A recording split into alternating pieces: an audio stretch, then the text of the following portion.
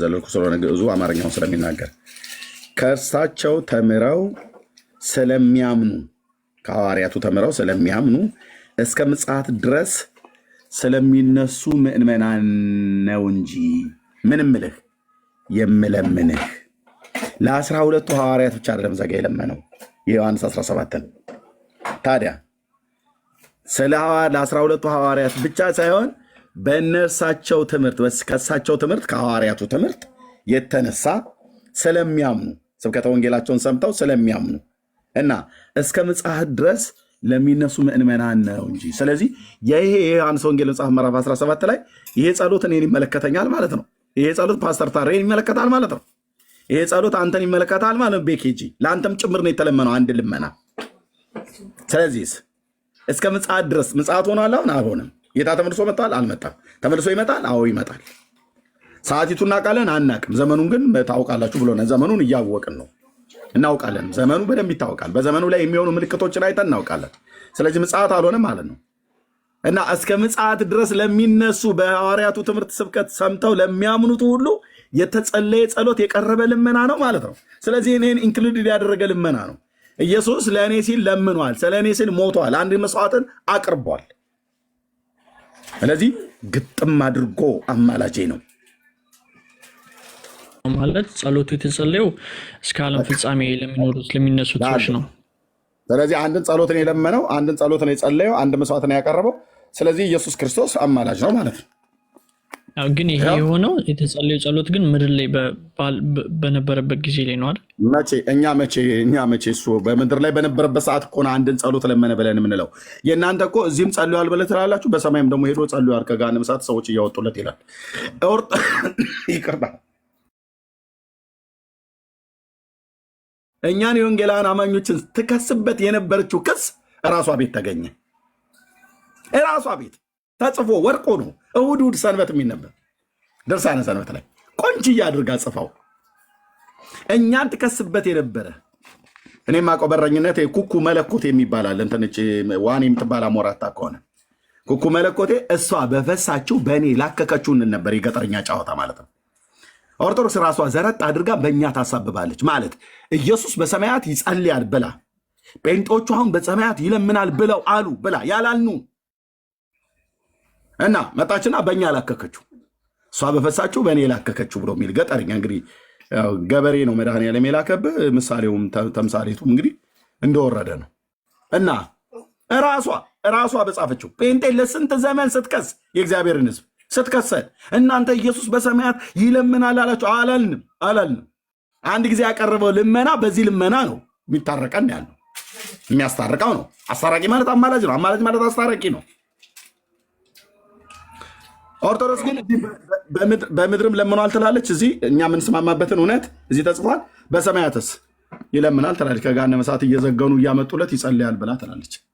እሺ ቅዱስ ጳውሎስ መልእክቱ ላይ በቅዱስ ጳውሎስ መልእክት ውስጥ ላይ ሁለተኛ ቆሮንቶስ መልእክት መጽሐፍ ምዕራፍ 5 ፓስተር እየሰጣለሁ። እሺ ምን ይላል?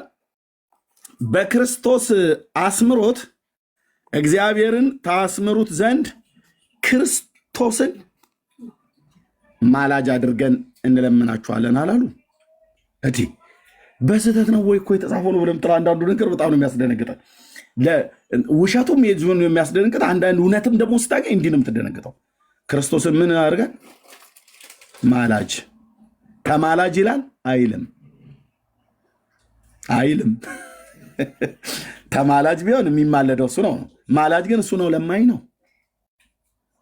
ክርስቶስን ማላጅ አድርገን እንለምናችኋለን፣ እንማለዳችኋለን። የት ነው የሚናገረው? ሁለተኛ ቆሮንቶስ መልእክት የቅዱስ ጳውሎስ መልእክት ቆሮንቶስ መልእክቱ ላይ የአንድምታው ትርጓሜ ቤት ውስጥ እኮ ሰዎች ነበሩ። ቤት ውስጥ ሰዎች ነበሩ፣ ድሮም ነበሩ፣ አሁንም አሉ። አሁንም እንትን ሲሉ ጋር ብቅ ስለው ማርያም ቤት አትደንግጡ በለው ጧ ሲሰጡ ንስሐ ይግቡ። ብፁዕ አባታችን ተሳስተዋል።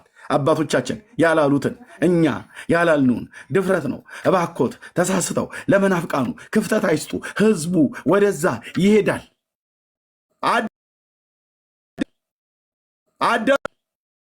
አደም ብፁዕነታቸው ብፁዕ አቡነ በርናባስ የካሊፎርኒያ ሀገረ ስብከት ሊቀ ጳጳስ ብፁዕ አቡነ በርናባስ አትደንግጡ አሉ። እሳቸው ደግሞ ምን ሆኑ? ብፁዕነቱ ኢየሱስ ክርስቶስ ያማልዳል አሉ። የት? ተክለ ሃይማኖት አዳነ ፔጅ ላይ ሰብስቧቸው አሉ። እነኝን ጳጳሳት ይሰብሰቡ። ምንድነው? ምን ሊሉ ነው? እርሶ ቤዛ ኢየሱስ ነው፣ ማርያምስ አይደለችም። ቀን እንኳን ሊያድኑ ማለት ነው ማርያም ቤዛ ትባላለች ብሎ የሚለውን ለማለት 7 ሊቃውንት የተባሉ መጡ። የአብነት መምህራን እነ ሊቀ ሊቃውንት ቀለም ወርቅ ሁሉ ጭምር ሳይቀር እነ የኔታ ኤፍሬም ሁሉ ጭምር ሳይቀሩ ምን ያልመጣ ቄስ አለ? ቄስ 7 አንዳቸውንም እረኛው ገትሮ አቆማቸው። ኤርምያስ አምጡ ከመጽሐፈ ሰዓታት ጫወታው በእነዚህ መጽሐፍቶች ነበር። በራሳቸው መጽሐፍቶች መጽሐፍ ቅዱስ አልከፍትም አልኩ። በፍጹም አልከፍትም አልኩኝ። እኔ አልከፍትም፣ በእናንተው ቤት እንጫወታታለን። ስናዜማት በነበረው በመጽሐፈ ሰዓታት ላጫውታችሁ ብያልኳቸው። መጽሐፈ ሰዓታት ይባላል። ሌሊት ላይ ብንቆመው የነበረው መልሱ የኔታ ቀለም ወርቅ የተባሉት ገብተው አይ 2 ካህናት ሊያሰምጧቸው ሲሉ ሊወስዷቸው ሲሉ እነሱን ለማስጣል ነበር የገባሁት አለ እና ተሳካልኝ አለ። ቪዲዮ አሳይቻለሁ አለኝ። ቪዲዮ የገባው እነዛን 2 ካህናትን ወጥረን ስንይዛቸው መልሳጡ አይን ፍጥጥ ጥርስ ግጥጥ እና ገንፍሎ ገባና ልክ እንደገባ ሰላም ለዚህ ቤት ሰላም እግዚአብሔር ከሁላችሁ ጋር ነው ብሎ አይልም እና ልክ እንደገባ መርጌታው ማን ተከታቻለሁ ሚዩት አድርግ አንተም ራሱ የቤቱ ባለቤት ሚዩት አድርግ አለኝ። ባሪያይቱ እንደመቤቲቱ ያደርጋታል ብሎ የሚል ማለት ነው። ይሄ የአጋር መንፈስ ሰው ቤት ገብቶ አለቃ የሚያጫውተው ማለት ነው። ይረጋጉ ብየብል በፍጹም ዝም በል አንተ ራስህ ሚዩት አድርገው ተቀመጣለኝ። ሊቀ ሊቃውንት ቀለም ወርቅ ከዛስ ማርያም ቤዛ ትባላለች አትባልም? መልስ ያምጡ። ካህናቱን ላሸሽ ነው ብሎ አለ። ወጥቶ ቤቱ ቁጭ ብሎ ከዛ ሄዶ ምን አለ? በእሱ ሰው ቤት እንዳትገቡ አለ። ብሉይና አዲስ ኪዳን መምህር 4 አይነት ተብሎ የሚባል ነው። አናግረኝ በብሉይ ኪዳን ወይ በአዲስ ኪዳን ብዬ እያልኩት ማለት ነው። እንግዲህ መጋቤ ብሉይ መጋቤ አዲስ ተብለው ነው የሚጠሩት። ጽፎ ያመጣው እውነቴን እኮ ብዬ ጽፎ ያመጣው በግዕዝ ውስጥ መደበቅ አይቻልም።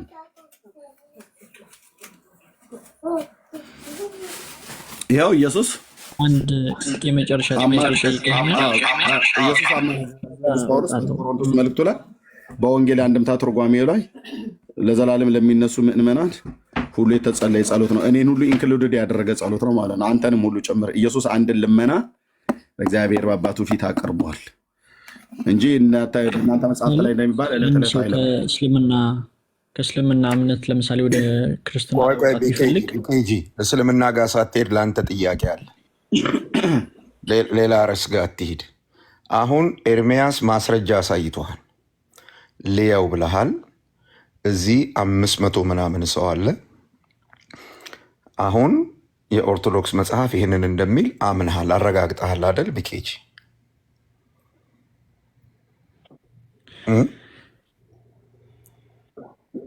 በጣም ጥሩ አረጋግጠሃል። አሁን አንድ ጥያቄ ልጠይቅ። ለህሊና ነው፣ ይሄንን ለእኔ እንድትመልስልኝ አይደለም፣ ለራስ ለህሊና ነው እንድትመልሰው የምፈልገው። ኤርሚያስ ባሳየህ በቤተ ክርስቲያኒቱ መጽሐፍት ውስጥ 2 የሚቃረን ሀሳብ አይተሃል ወይስ አላየህ? ይሄን መልስልኝ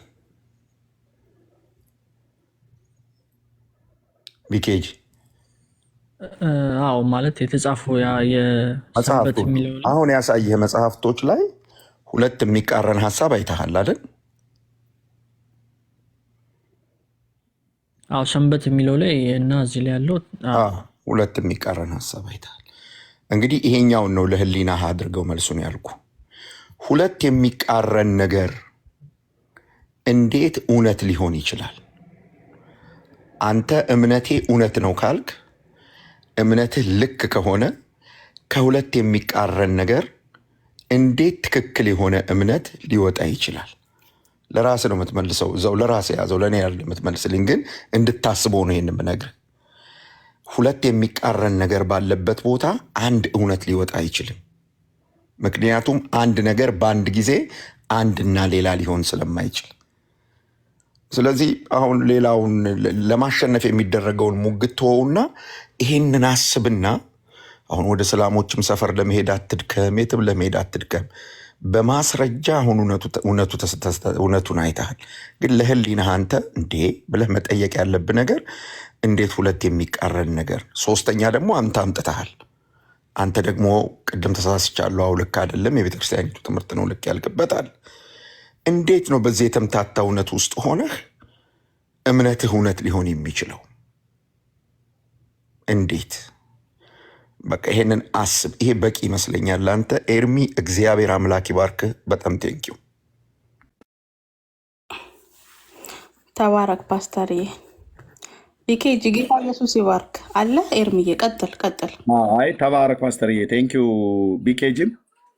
እንግዲህ ለፓስተር እንዳለው ለህሊና ነው የምንተወው። የእግዚአብሔር ቃል እውነት ፍጥጥ ብሎ የእስልምናን እምነት ያነሳሁት ምን ለማለት ነው? እዚህ ጋር እስከ ዓለም ፍጻሜ ለተነሱት ሰው የሚለው ሰዎች በክርስቶስ ኤኒ ታይም ላይ በክርስቶስ ቢያምኑ ወይ ቢመለሱ እስከ ዓለም ፍጻሜ ድረስ ለሚነሱት ሰዎች ማለት መዳን የሚችሉበት መንገድ አለ፣ ተዘርግቶላቸዋል ለሚለውን ለመናገር ስለፈለግኩ ነው እስላሞችን ያነሳሁት። እና መጨረሻ ላይ ጠይቅ የፈለግኩት ደግሞ ጴንጤዎች ድነናል የሚለው እና ኦርቶዶክሶች የሚለው ላይ ከምንድን ነው የዳናችሁት? ማለት ኤርሚ እንዴት ነው ይህን ነገር እንዴት አድርገህ ነው አንተ እንትን የምትለው? ድነናል ስትል ከምንድን ነው ድነናል ያልከው? ኢየሱስ ለምንድን ነው የሞተልን? ኢየሱስ የሞተልን አሁን እኮ እዚህ ጋር ጥያቄው እንዴት ነው ኦርቶዶክሶችስ ይላልና ኢየሱስ የሞተልን የእኛም አጭር እንዳደርግልህ ማለት ነው። ኢየሱስ የሞተልን ያድነን ነው ማለት ከነበረብን ከኃጢአት ባርነት ነፃ ሊያወጣን ነው። በቃ በእሱ እኛ አምነን ድነናል። አምነን እዚህ ያለን ወንድሞች እህቶች በሙሉ የምታያቸው የወንጌላውያን አማኞች በዓለም ዙሪያ ያለን ሁሉ በስሙ አምነን ንስሐና የኃጢአት ይቅርታችንን አግኝተናል። በስሙ አምነን ወንጌል ተሰብኮልን በስሙ አምነን በእግዚአብሔር ልጅ ስም አምነን አንዱ ጌታ የሁሉ ጌታ ነው፣ ለሚጠሩት ሁሉ ባለጠጋ ነው፣ የጌታን ስም የሚጠራ ይድናል ተብሎ እንደተጻፈ በቅዱሳት ነቢያት። ስለዚህ ጌታን ስም አምነን በመጥራት አምነን በስሙ ድነናል፣ የኃጢአት ይቅርታን አግኝተናል፣ ከፍርድ ወደ ሕይወት። ኦርቶዶክሶች የሚለው እኛም ድነናል፣ ነገር ግን ድህነት ሂደት ነው ወይም ደግሞ ፕሮሰስ ነው የሚል አስተምህሮ ነው ያለው። አንድ ጊዜ ድነናል ብለን አንጨርሰው። ድናችኋል በኢየሱስ ክርስቶስ ማለት የማዳን ስራ ባደረገው በእርሱ ድነናል። ነገር ግን አንድ ጊዜ ደግሞ ድነናል ብለን በቃ ምንተወው ነገር ሳይሆን ልክ ፊልጵስዩስ ቁጥሩ ጥቅሱ ስላላስታወስኩት ነው ድነታችሁን ፈጽሞ ስለሚል መሬት የያዘውን ነገር እናውራና አንተ አሁን ስለ ራስ እያደረክ ነገር ያንተን ስንመልስ የኔ እናንተን ሲመለስ የኔ መልሼ እልሃለሁ። አንተ አሁን ድነሃል። አንተ ድነሃል ስትለኝ አንተ ድነሃል።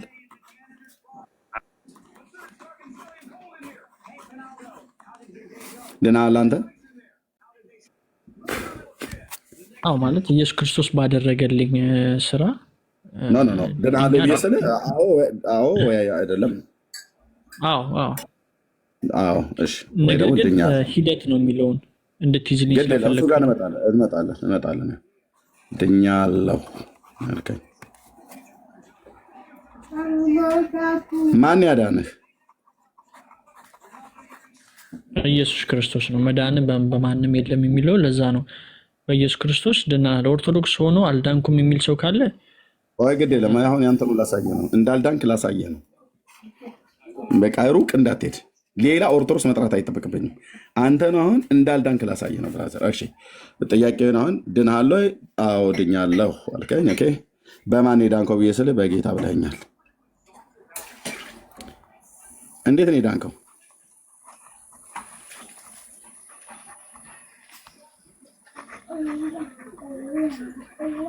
ጥያቄ ነው። የዳንከው ኢየሱስ ክርስቶስ ከድንግል ማርያም ተወልዶ ተሰቅሎ ተገርፎ ባፈሰሰው በደሙ በቆረሰው በስጋው ይዛኔ ነው ድህነታችንን ያገኘ ነው። እንዴት ነው የዳንከው ነው ያልኩ። የኢየሱስን መወለድ ፕሮሰስ ነው እየነገርከኝ ያለው። እኔ ማለት በቃ በኢየሱስ ክርስቶስ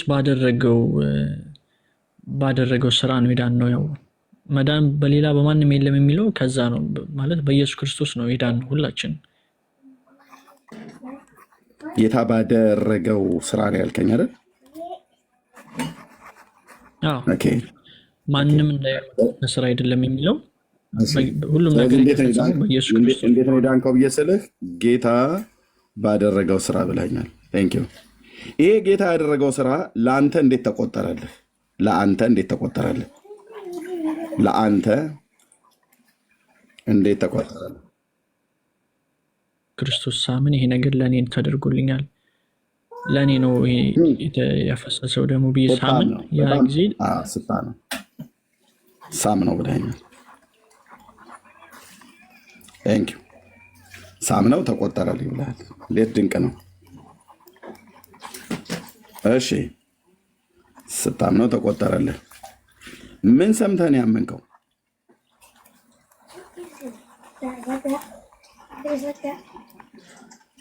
ምን ሰምተህ? ወይም ደግሞ የእግዚአብሔርን ቃል ስብከት ሰምቼ እንዴት ደስ ይላል። መቼ ነው የሰማው?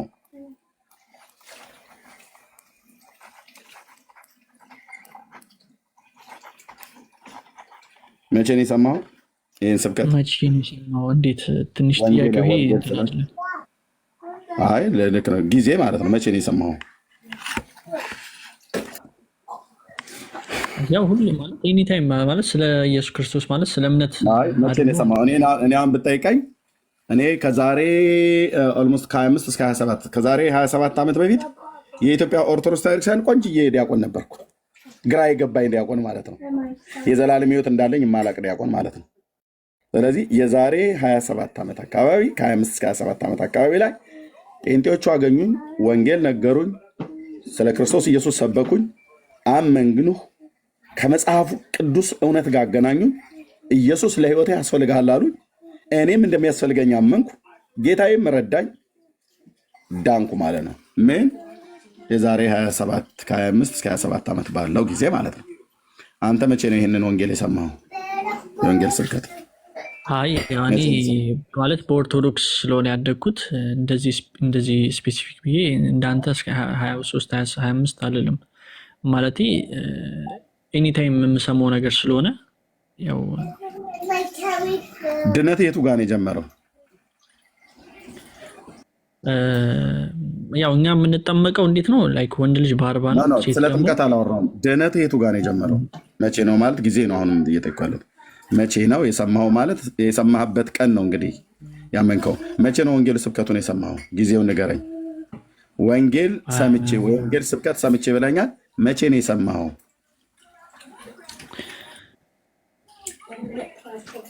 ጥያቄ አላውቀውም ማለት መቼ ነው የሰማኸው? ጊዜ ነው። መቼ ነው የሰማኸው? የ10 ዓመት ልጅ ሆነ ነው? የ20 ዓመት ልጅ ሆነ ነው? የ15 ዓመት የ7 ዓመት ልጅ ሆነ ነው? መቼ ነው ይሄን የወንጌል ስብከት የሰማኸው? ኤግዛክትሊ አላውቀውም። ኤርሚ አታውቀውም? ሁሌ የምሰማው ነገር ነው ልልህ ፈልጌ ነው። በቃ አታውቀውም። ድህነት የቱ ጋር እንደጀመረ አታውቀውም። መዳንህ የቱ ጋር እንደጀመረ አታውቀውም። መዳንህ የቱ ጋር እንደጀመረ አታውቀውም። አሁን ለምሳሌ ወንድ ልጅ እኛ ጋር ማለት በኦርቶዶክስ እምነት ውስጥ የእግዚአብሔር ልጅ ሆነሃል። የእግዚአብሔር ልጅ ሆነሃል። የጌታ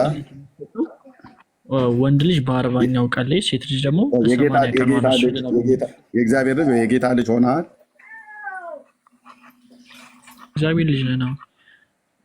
የበት ጊዜ እናገኘዋለን ልጅነታችንን ማለት ነው። ልጅነቱን በምን አገኘው? ታችንን ያገኘነው በጥምቀት። በምን አገኘኸው ብያልኩ። ኦኬ አላሳጥረው። በጥምቀት ልብ በል። ልጅነትን በጥምቀት ነው ያገኘው። እሺ ኦኬ ልጅነትን በጥምቀት ነው ያገኘኸው? መቼ ነው የተጠመቀው?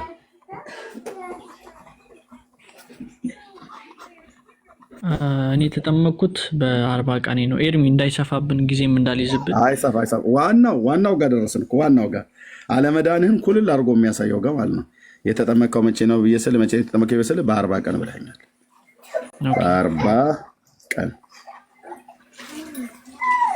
በ40 ቀን መቼ ነው የተጠመቅኸው ብሎ ምን ከመጠመቅ በፊት የሰማኸው ነገር አለ?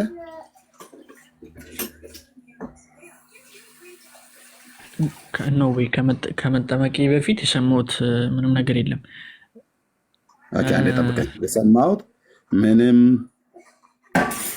ነገር የለም ብለሃል። ኦኬ፣ የሰማኸው ምንም ነገር ከሌለ አምነህ ነው የተጠመቀው?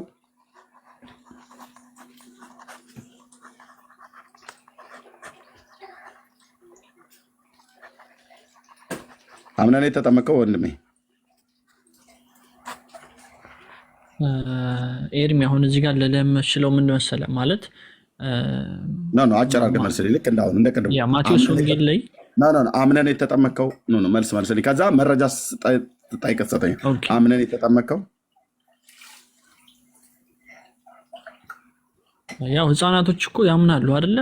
አምነህ ነው ወይ የተጠመቀው? እኔ አንተን የጠየኩህ ስለ ራስህ ነው የምትመልስልኝ። አንተ አምነህ ነው የተጠመቀው? እኔማ ያው ማለት ምንም ነገር እኮ አላውቅም። ምንም አምነህ ነው ወይ የተጠመቀው ብዬ ስልህ አላምንም ነው የምትለኝ ወይስ አምኛለሁ ነው ብለህ የምትለኝ ነው? አምነህ ነው የተጠመቀው? ያው እኔ ከዛ በኋላ ነው የምማረው ከተጠመቅኩኝ በኋላ። አምነህ ነው ወይ የተጠመቀው? የተጠመቀው አምነህ ነው ወይ ነው? ስለ ትምህርት አልጠየኩም። ቢኬጂ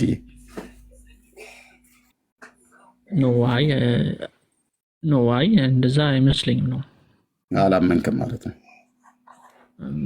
አላመንኩም ሳይሆን ላይክ አላወቅኩም ማለት ህፃን ልጅ። አምነህ ነው የተጠመቀው? አሁንም እየጠየኩ ነው። አምነህ ነው የተጠመቀው? አዎ አምኜ ነው ወይስ አላመንኩም በለኝ። በሁለቱም መንገድ ስለሚያስኬደኝ ለእኔ ለምን መሰለህ ማስረጃ የጠየኩህ እዚህ ጋር መቼ ነው የተጠመቀው ብዬ ስልህ በ40 ቀን ያልከኝ። የሰማኸው ነገር አለ ብዬ ስልህ የለም አልከኝ። አምነህ ነው ወይ የተጠመቀው ብዬ ስልህ እዚህ ጋር ቆምክ ማለት ነው። አምነህ ነው የተጠመቀው?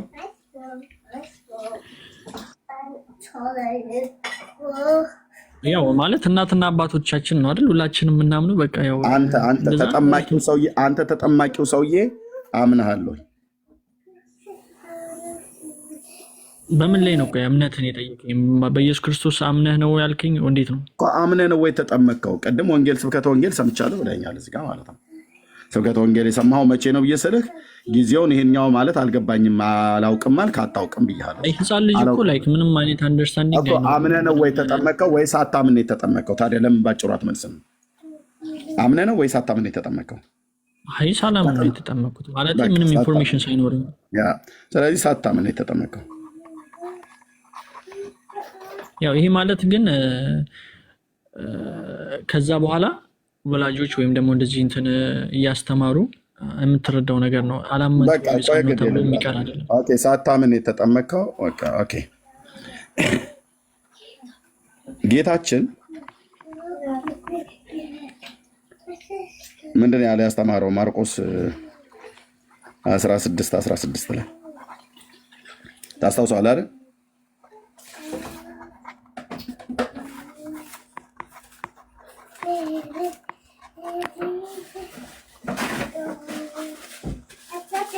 ይህን ቃል ታስታውሰዋለህ? እሺ፣ አንተ ጌታችን ኢየሱስ ክርስቶስን ትወደዋለህ? አንዴ ኦፍ ኮርስ ትወደዋለህ? አዎ። መውደድህን በምን እንደምትገልጥለት? መውደድን ያው በስራ ነው። ያው ማመናችንን በምግባር ነው፣ በስራ ትእዛዙን በመጠበቅ አይደል? ትእዛዙን በመጠበቅ ኦፍ ኮርስ።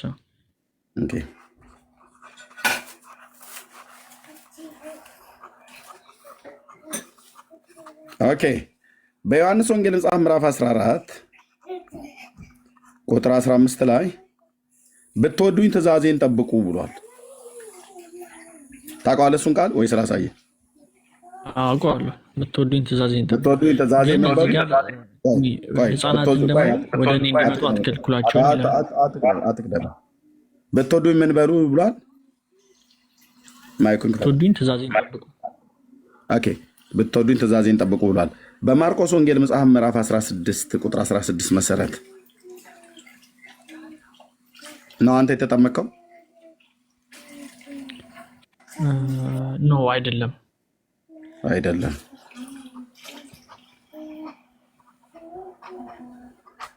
ከትእዛዙ ውጭ ብራዘር፣ በቃ ጥሩ እውነትን ለህሊና እየኖርክ ስለሆነ እንዲህ አይነት እውነተኛ ሰው የሚያስፈልገው አይደለም። በማርቆስ ወንጌል መጽሐፍ ምዕራፍ 16 ቁጥር 16 መሰረት ጌታችን በዮሐንስ 14 15 ላይ ብትወዱኝ ትእዛዜን ጠብቁ ብሏል። ጌታን መውደዳችን አንድዬ መድዬ ኢየሱስዬ ምናምን ነገር አማኑዬ ምናምን ነገር ማለት አይደለም፣ ትእዛዙን መጠበቅ ነው። ከትእዛዞቹ አንዱ ደግሞ ባስተማረው ትምህርት መሰረት በመጀመሪያ ሰው ማመን አለበት ይላል። ቁጥር 15 ላይ ይዛው ቁጥር 15 ማርቆስ ማለት ነው። ወደ ዓለም ሁሉ ሂዱ ወንጌልን ለፍጥረት ሁሉ ስበኩ ብሏል። ሁሉ ስበኩ፣ ወንጌል ለፍጥረት ሁሉ ምን በሉ ስበኩ። ምንን? ወንጌልን። ሌላ ወሬ እንቶ ፈንቶ አይደለም ያወሩት። ወንጌል ደግሞ ስለ ልጁ ስለ ኢየሱስ ክርስቶስ ነው። ስበኩ አለ። ሲሰብኩ ሰዎች ሰሙ፣ የሰሙት አመኑ፣ ያመኑትን አጠመቁ። በዚህ ቅድመ ተከተል መሰረት አንተ የጌታን ትእዛዝ ፈጽሜያለሁ ያደርጋለሁ ቢሰለ አላደረኩም አልክ። አሁን ግን ያደረኩበትን ደግሞ ጥቅስ ልስጥ። እሱ እንሄዳለን። ከዛ አላደረኩም አልክ በጌታ የጌታ። ስለዚህ ጌታ ኢየሱስን አትወደውም ማለት ነው። እወደዋለሁ ብለህ ያልከው ውሸት ነው ማለት ነው። እንደዛ ማለት ሳይሆን ሌላ መንገድ ካለ ታሳይኛለህ። ሌላ መንገድ ካለ ታሳይኛለህ። ሌላ መውደዴን የምገልጥበት ሌላ ካለ ብለህ ካልከኝ ታሳይኛለህ። በማርቆስ ወንጌል መጽሐፍ ምዕራፍ 16 እና በዮሐንስ ወንጌል መጽሐፍ ምዕራፍ 14 ቁጥር 15 መሰረት አለመውደድህን ከቃሉ የሚወደኝ ቢኖር ትእዛዜን ይጠብቃል ነው ያለው። ከትእዛዙ አንዱ እንድንጠመቅ ነው። ለቤተክርስቲያን ከሰጠው ትእዛዝ የሚጠመቅ ሰው ምን አይነት ሰው ነው ይላል? ወፍራም፣ ጥቁር፣ ቀይ፣ ነጭ፣ ህፃን፣ ሽማግሌ፣ የተማረ፣ ያልተማረ፣ ድሃ፣ ሀብታም አላለም። ምን አይነት ሰው ነው የሚጠመቀው? ምን ያለ ሰው የተጠመቀ? ግን እዚህ ጋር ከመጠመቅ በፊት ምን አይነት ሰው ነው የሚጠመቀው? ምን አይነት ሰው ነው የሚጠመቀው? ያመነ የተጠመቀ ይድናል። ምንን ያመነ? ወንጌልን ያመነ ማለት ነው። ግን እዚህ ጋር ወላጆቹ ያስተምሩታል። እኔ ስለ ወላጅ አላነሳውም። አንተን የተጠመቀው በማህበር ተደራጅታችሁ ስለተጠመቃችሁ ጥምቀታችሁ እውነት አይሆንም ወይ? ደግሞ ቤተሰቦችህ አንተ አሁን እመጣለሁ እኮ የምታወራኝን እኮ ይገባኛል። ያለፍኩበት ነው። እኔ ራሴ አንዱ አጥማቂ አልነበርኩ። ኦኬ፣ ያመነ ዲያቆንና ካህን ስለሆነ የምናጠምቀው እኔ ራሱ አንዱ አጥማቂ ነኝ። ስንት ህፃናት በእጆቼ አጥምቄያለሁ ከካህኑ ጋር። እሺ፣ ያመነ የተጠመቀም ይድናል። ስለዚህ ምን አይነት ሰው ነው የሚጠመቀው? ያመነ ሰው ነው። ምንን ያመነ? ኦርቶዶክስነትን አይደለም፣ ፕሮቴስታንትነትን አይደለም፣ ወንጌልን። ወንጌል ስለማን ነው? ስለ ልጁ። ወንጌል ስለማን ነው? ስለ ልጁ። ልጁ ማን ነው? ጌታ ኢየሱስ ክርስቶስ። ሮሜ መልእክት መጽሐፍ ምዕራፍ 1 ከቁጥር 1 እስከ 4 ድረስ ያለ ማለት ነው። ኦኬ፣ አንተ ስለ ልጁ ስለ ኢየሱስ ክርስቶስ ወንጌል የሰማኸው መቼ ነው? የሰማሁት ምንም ነገር የለም ብላል።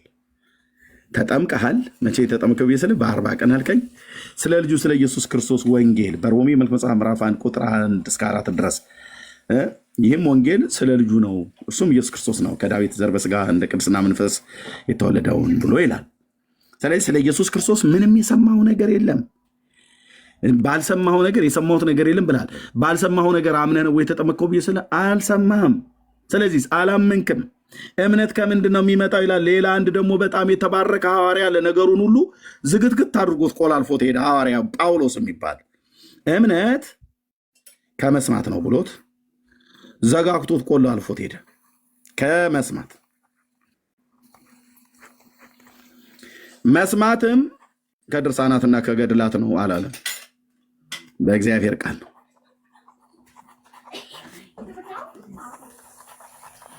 ቃል ይሄ እግዚአብሔር ቃል ቆይ ይሄ እግዚአብሔር ቃል ምን ይባላል? እሺ እምነትህ ቆይ ልብ በለ ሰማኝ ብራዘር፣ እጅግ ትጠቀማለህ አልኩህ። ዘላለምህን የሚለውጥ እውነት ነው የምነግርህ። ሐዋርያቱ የተናገሩትን የምናገረው በመረጃ እየጠቀስኩ ማለት ነው። ወንድሜ መቼ ተጠመቀው? በ40 ቀኔ። ከመጠመቅ በፊት አምናሃል ወይ? የሰማኸው ነገር አለ ወይ ብስልህ ምንም የሰማሁት ነገር የለም አልክ። አላመንክም ሳታምን ነው የተጠመቅከው ብዬ ስልህ አዎ አልከኝ። ጋ ማለት ነው አዎ። ከዛ ቀጥዬም ጠይቁ ጌታችን ኢየሱስ ክርስቶስ በማርቆስ ወንጌል መጽሐፍ ምዕራፍ 16 ምን አለ? ያመነ የተጠመቀ ይድናል ብሎ የሚለውን ቃል ታስታውሰዋለህ ብዬ ስልህ አዎ አልከኝ። ቀጥዬ ጠየቅኩ ጌታችንን ትወደዋለህ ስልህ አዎ አልከኝ። የሚወደኝ ምን ብሏል ብዬ ዮሐንስ ወንጌል ጥቅስ እንኳን አልጠቀስኩም፣ አልጠየቅኩም አንተን። ዮሐንስ 14:15 ላይ ብትወዱኝ ትእዛዜን ጠብቁ ብሏል እና አንተ ትእዛዙን ጠብቀሃል ወይ ብዬ ስልህ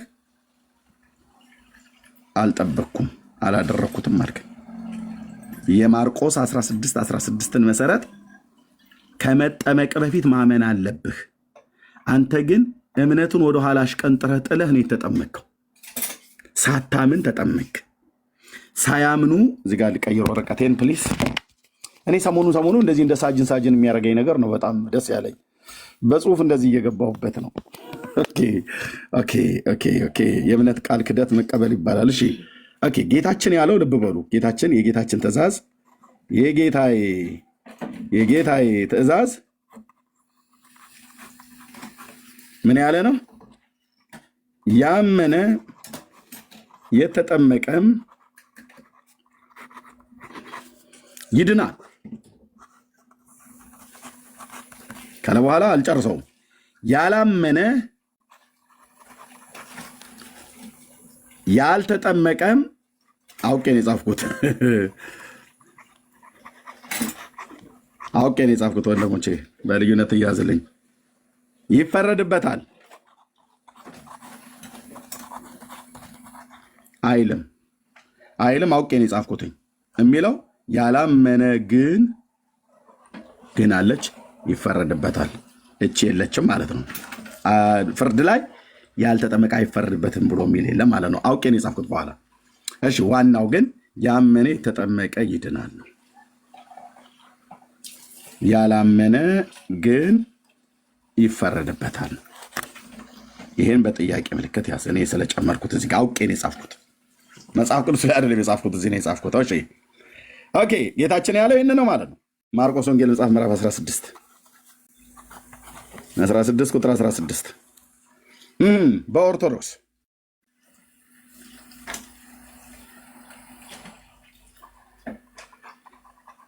ያላመነ የተጠመቀም ሜሮን የተቀባ የቆረበ መልካም ስራ ያለው ሲሞት ፍትሐት የተፈታ እኩል ይሆናል የዘላለም ሕይወት እንዳለው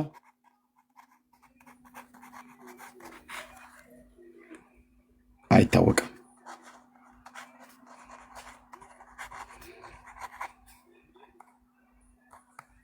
ማንም አያውቅም ብለዋል። ራሳቸው ናቸው የሚሉት።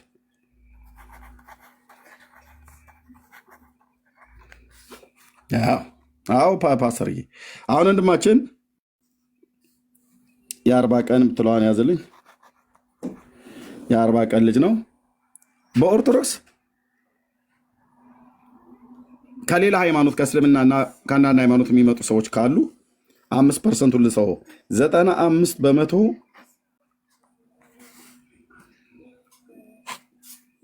ያላመነ ነው የሚጠመቀው። የተጠመቀውን ሜሮን የሚሏት ሌላ ጫወታለች፣ ሐዋርያቱም ማያውቋት በሐዋርያቱ ስም ግን የሚያሳብቡት ማለት ነው። ሜሮን የተቀባ ይልሃል። ይዘፍዝፉ፣ መቀባት ብቻ አይደለም ይዘፈዝፉን በርሜል ውስጥ ጨምረው። ከዛ ደግሞ ትመጣለህ፣ እኛ ቅዳሴ ላይ እናቆርባለን በእርፈ መስቀል ጥንጥዬ እንደዚህ አድርጌ ከወይኑ እሰጥሃለሁ እንደኔ አይነቱ ዲያቆን። ከዛ ታሪክ መልካም ስራ ይጠበቅብሃል። መልካም ስራ ያለው ይላል። ስትሞት ፍታት መፈታት አለብህ። ከተፈታህም በኋላ ራሱ ከዕለቱ ጀምሮ እስከ 7 ዓመት ተስካርህን እንበላዋለን። እኔም ቀድሞ ስለነበርኩበት ማለት ነው። ተስካርህ እዚህ በምድር በካህናቱ ይጨረገድልሃል። አንተን ግን ሰይጣን በገሃነም ተስካርህን ያወጣልሃል ማለት ነው። አንተ በገሃነም ሰይጣን ተስካርህን እያወጣልህ ነው። በገሃነም ማለት አሳርህን እያሳየ ነው ለማለት ነው። እኔ ከዛሬ 27 ዓመት በፊት ጌታ በደሌን ይቅር ብሎኛል፣ ግን እግረ መንገዴን እየተናዘዝኩ ነው።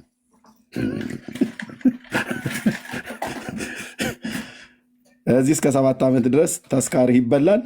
እንደዛም ሆነ ተስካርህም ሞቶ የዘላለም ሕይወት እንዳለው ያ ሰው አይታወቅም፣ በፍጹም አይታወቅም። በኦርቶዶክስ ማንም አያውቅም። ማን ሄዶ አይቶታል ነው የሚሉ። እሺ ይሄ ነው ፕሮሰሳችሁ፣ መንገዳችሁ ማለት ነው። ኤርሚ እዚህ ጋር ግን አንድ ሀሳብ የምነግርህ ግን አሁን ያመነ የተጠመቀ ይድናል ይላል። ትክክል ነው። እሱ ግን ማቴዎስ ወንጌል ላይ ስፔሲፊክ ቁጥሩ ትዝ አይለኝ፣ ወይ አንተ መጽሐፍ ቅዱሳውን ከያዝክ ታወጣዋለህ። እዛ ክፍል ላይ ምን የሚል አለ? በአብ በወልድ በመንፈስ ቅዱስ ስም እያጠመቃችኋቸው እና ደቀ መዛሙርት ያድርጓቸው የሚል ማቴዎስ ወንጌል ላይ ክፍል አለ እና አብረን እናውጣው፣ መጽሐፍን አውጣው። ማቴዎስ ወንጌል ወይ እዚህ ላይ ላውጣልህ? እዚህ ላይ ይታያል። እኔ ላውጣልህ? ቅን ስለሆንክ በጣም ቅን ወንድም ስለሆንክ በቅንነት ነው እያወራ ያለው። እሺ እዚህ ላይ ላውጣልህ ወንድምነት። ያው አንብበው። ማቴዎስ ወንጌል መጽሐፍ ምዕራፍ 28 ቁጥር 19ና 20 እንዲህም አለ። ምን አለ? ያው አንብበው። እንግዲህ ሂዱና አሕዛብን ሁሉ በአብ በወልድ በመንፈስ ቅዱስ ስም እያጠመቃችኋቸው ያዘዝኋችሁንም ሁሉ እንዲጠብቁ እያስተማሯችኋቸው ደቀ መዛሙርት አድርጓቸው። እነሆም እኔ እስከ ዓለም ፍጻሜ ድረስ ሁልጊዜ ከእናንተ ጋር ነኝ። ምንድነው እዚህ ላይ ጥያቄ? ምንድነው? ያጠምቋቸውና ከዛ በኋላ ያዘዘውን ትእዛዝ ደግሞ እንዲያደርጉ እያስተማሯቸው ደቀ መዛሙርት ያድርጓቸው ይላል። ስለዚህ በዚህኛውም መንገድ መጀመሪያ ቀድሞ የሚጠበቅበት በዚህ ክፍል መሰረት ቀዳሚ የሚሆነው ጥምቀት ነው እያልከኝ ነው? ምክንያቱም እያጠመቃችኋቸው ከዛ በኋላ ያዘዝሁትን ትእዛዝ እንዲያደርጉ እያስተማሯቸው ደቀ መዛሙርት ያድርጓቸው ይላል። እሺ እንዴት ደስ ይላል! ማቴዎስ 28 19ና 20 መነሻ ቃላችን ማለት ነው።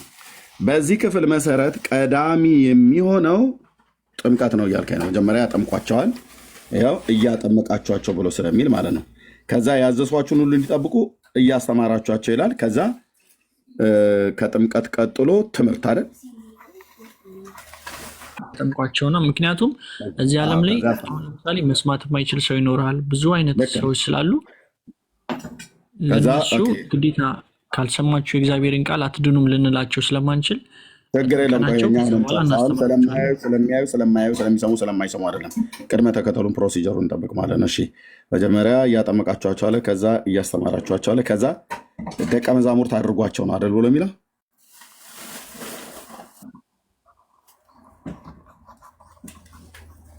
ደቀ መዛሙርት አድርጓቸው። ስለዚህ በማቴዎስ ወንጌል መጽሐፍ ምዕራፍ 28 ቁጥር 19ና 20 መሰረት አንተ ዋነኛው በሰው ህይወት ውስጥ ቀዳሚ የሚሆነው ጥምቀት ነው በዚህ ክፍል መሰረት እያልከኝ ነው። ኦኬ። ከዛ ካጠመቋቸው በኋላ ያስተምሯቸዋል ወይ ይሰብኳቸዋል አይደል? ማስተማር ወይ መስበክ። ከዛ ትእዛዙን ይጠብቃሉ። ከዛ ደቀ መዝሙር ይሆናሉ። ኦኬ። ይሄ አስተምሮት ቅድመ ተከተሉ እዚህ ጋር ሆኖ ይሄ እዚህ ጋር ያለው እንዳለ ሆኖ መጠመቅ፣ ማስተማር፣ ደቀ መዝሙር፣ ጥምቀት፣ ትምህርት፣ ደቀ መዝሙር እውነት ነው፣ አይፋለስም። ይሄ ቅድመ ተከተል። ከዚህ በፊት ግን የሚቀድም አለ። ከጥምቀት በፊት የሚቀድም አለ። ይህ ምን ጥሩ። ከጥምቀት በፊት የሚቀድመውን ላሳይ። ምን አልኩኝ? ከጥምቀት በፊት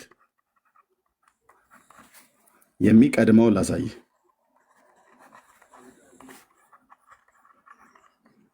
እሺ፣ ከጥምቀት በፊትም እንደሚቀድመው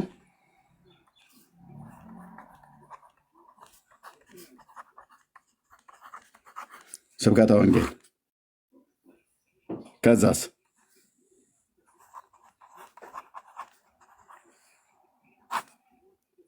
ኦኬ፣ የት አገኘው? ማቴዎስ 28 19 ነው አይደል? ቢኬጂ 18 እዚሁ ማቴዎስ ላይ ሳንወጣ ማቴዎስን እንጠይቀዋለን። ወደ ኋላ ሄደን ምን ይላል? ሌላ ምዕራፍ ላይ አንሄድም፣ ሌላ መጽሐፍ ላይ አንሄድም። ማቴዎስ እዚሁ ራሱ ይናገራል። ሐዋርያው ምዕራፍ 10 ቁጥር 1 12ቱንም ደቀ መዛሙርት ወደ እርሱ ጠርቶ እንዲያወጧቸው በርኩሳን መናፍስት ላይ ደዌና ሕማምን ሁሉ እንዲፈውሱ ስልጣንን ሰጣቸው። የ12ቱም ሐዋርያት ስም ይሄ ነው።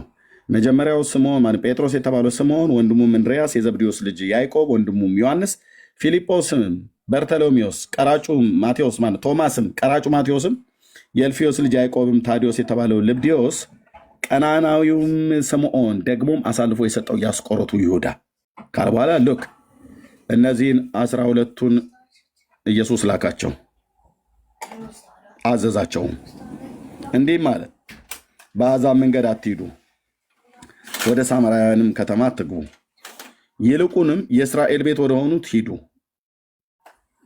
ወደ እስራኤል ቤት ወደሆኑት ወደ ጠፉት በጎች ሂዱ። ሄዳችሁ ከጥምቀት ጀምሩ፣ ከዛ አስተምሩ፣ ከዛ ደቀ መዛሙርት አድርጉ አላለም። ምን ይቀድማል? ሄዳችሁ ምን ይላልችን ቃል ሲበላት መንግስተ ሰማያት ቀርባለች ብላችሁ ስበኩ።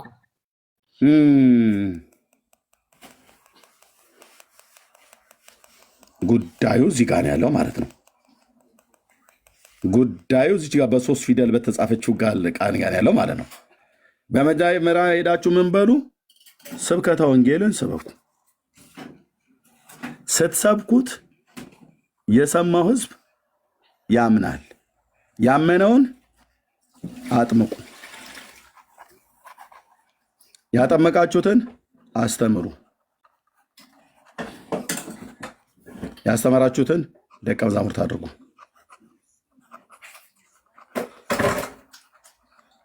አድርጓቸው።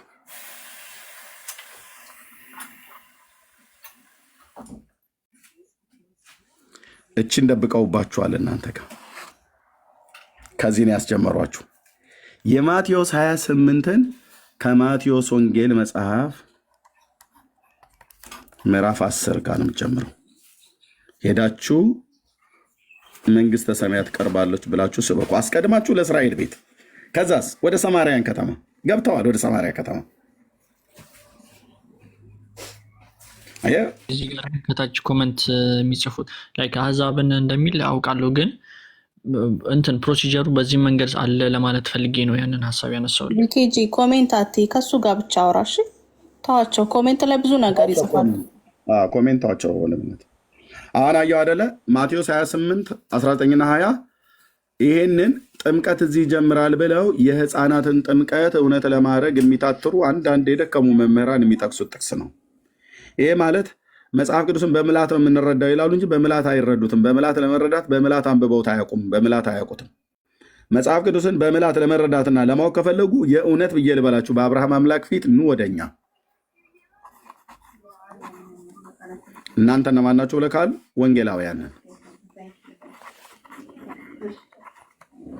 ወንጌላውያን አማኞች ማለት ነው። ያው እንዴት ቆንጆ አድርገው አስተማሩ ይመሰለህ። እዛ ዜማን የተማርኩት፣ እዛ ቅዳሴን የተማርኩት፣ እዚህ ግን ወንጌሉን እና የተባረከው ጌታዬ መንፈስ ቅዱስ ማለት ነው።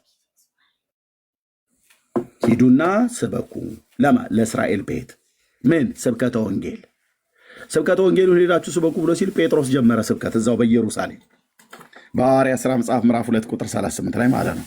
በሐዋርያት ሥራ እዛው ከኢየሩሳሌም ለጠፉት በጉ ብሎ ሲል ጌታ ሐዋርያት ሥራ መጽሐፍ ምዕራፍ 2 ቁጥር 21 ጀምሮ ቁጥር 21 ጴጥሮስ ከቁጥር 22 የእስራኤል ሰዎች ሆይ ይህንን ቃል ስሙ። ራሳችሁ እንደምታውቁት የናዝሬቱን ኢየሱስ እግዚአብሔር በመካከላችሁ በእርሱ በኩል ባደረገው ተአምራትና በድንቆች በምልክቶችም ከእግዚአብሔር ዘንድ ለእናንተ የተገለጠ ሰው ነበረ። እርሱም በእግዚአብሔር በተወሰነ ሐሳቡና በቀደመ እውቀቱ ተሰጥቶ በአመፀኞች እጅ ሰቀላችሁት፣ ገደላችሁት። ስብከተ ወንጌል ይሰብከው ጀመር ጴጥሮስ። እግዚአብሔር ግን የሞትን ጣር አጥፍቶ አስነሳው። ይሄ ነው በቃ ስብከት ማለት፣ ሌላ ቅራቅንቦ አይደለም የሚወራው። አስነሳው፣ ሞትም ይዘው ዘንድ አልቻለምና። ስለዚህ ዳዊት ስለ እርሱ እንዲህ ይላልና ጌታን ሁልጊዜ በፊቴ አየሁት እንዳልታወቅ፣ ስለዚህም ልቤ ደስ አለው፣ ልሳኔም ሐሴት አደረገ። ደግሞም ሥጋዬ በተስፋ ያድራል፣ ነፍሴም በሲኦል አትተዋትምና ቅዱስ መበስበስን ያይ ዘንድ አትሰጠውም። የሕይወትን መንገድ አስታወቀኝ፣ ከፊት ጋር ደስታ ትሞላብኛለህ ካለ በኋላ ይሄ ሁሉ ስብከት ነው። ብሉይ ኪዳን ሄዱ ከዳዊት መዝሙር ላይ ጠቅሶ ከዛስ ወንድሞች ሆይ አላቸው ጴጥሮስ በየመካከሉ ማለት ነው። ወንድሞች እያለ ማለት ነው። ወንድሞች ሆይ ስለ አባቶች አለቃ ስለ ዳዊት እንደሞተና እንደተቀበረ በግልጥ እናገር ዘንድ ፍቀዱልኛል። ባይፈቅዱለትም እሱ የላከው መንፈስ ቅዱስ ስለሆነ ያጠጣቸዋል። ግን ፍቀዱልኝ አንዴ እንድናገር። ምን እንደምንፈቅድልህ መቃብሩ እስከ ዛሬ ድረስ በእኛ ዘንድ ነው። ብላቴናው ዳዊት የአባቶች አለቃ ሆነ እና ይሄ ከዚህ ቅድም የጠቀስኩላችሁ ጥቅስ ዳዊት ስለ ራሱ አይደለም የተናገረው። ታዲያ ስለማን ነው? ዘግይታችሁ ትሰሙኛላችሁ እያለ ነው ጴጥሮስ። መቃብሩ ብቻ በእኛ ዘንድ እንደሆነ ወቁ አላቸው። ልክ ነው። እኛም እናውቃለን፣ ይኸው ስላየኑ ማለት ስላለ በእኛ ዘንድ ነው መቃብሩ። እና ይሄ ታዲያ እዚህ መበስበስን አላየም ነፍሱን በሲኦል አትተዋትም ብሎ ያለው ታዲያ ስለማን ነው? ለጥቄ ነግራችኋለሁ ታገሱኝ እያለ ነው። እንድናገር ብቻ ፍቃዱልኝ፣ መቃብሩ በእኛ ዘንድ መሆኑን። ከዛ በቀጥሎ ስለማን እንደተናገረ እናገራለሁ እያለ ነው ጴጥሮስ። ነቢይ ስለሆነ ማን ነው ነቢይ? ዳዊት ከወገቡ ፍሬ በዙፋኑ ያስቀምጥ ዘንድ እግዚአብሔር መሐላ እንደማለለት ስላወቀ መዝሙር 132 ቁጥር 11 የቅድሟ መሐላ ስለ ክርስቶስ ትንሣኤ አስቀድሞ አይቶ ሃሌሉያ ሃሌሉያ። እንዲህ ነው ነቢይ እንጂ እንዲህ ነው ነቢይ እንዲህ ነው ነቢይ። ነቢይ ማለት እንዲህ ነው። አየህ፣ ስለ ልጁ ስለ ክርስቶስ ስለ መሲሁ ትንሣኤ አስቀድሞ ከ1000 ዓመት በፊት አይቶ ነፍሱ በሲኦል እንዳልቀረች ሥጋው መበስበስ እንዳላየ ተናገረ። የማ ነፍስ ነው ያልቀረችው በሲኦል? የማ ሥጋ ነው ያልበሰበሰው? የመሲሁ የኢየሱስ። ይህንንም ኢየሱስ እግዚአብሔር አስነሳው። ለዚህም ነገር እኛ ሁላችን ምስክሮች ነን ይላል። ኦ ሎርድ፣ የኔ ጌታ ለዘላለም ስም ይባረክ። ሃሌሉያ፣ ምስክሮች ነን። ስለዚህም በእግዚአብሔር ቀኝ ከፍ ከፍ ብሏልና የመንፈስ ቅዱስንም የተስፋ ቃል ከአብ ተቀብሎ ይህ እናንተ አሁን የምታዩትና የምትሰሙትን አፈሰሰው ይላል። በዓለ ሃምሳ ላይ የሆነው ማለት ነው። እንዘ ግቡአን እሙንቱ ውስተ አሐዱ ቤት ወረደ ለዓሌሆሙ መንፈስ ቅዱስ ከመዘ እሳት ወተናገሩ በነገረ ሁሉ በሐውርት እንዳለ ማለት ነው። በአገሮች ሁሉ ቋንቋ ተናገሩ።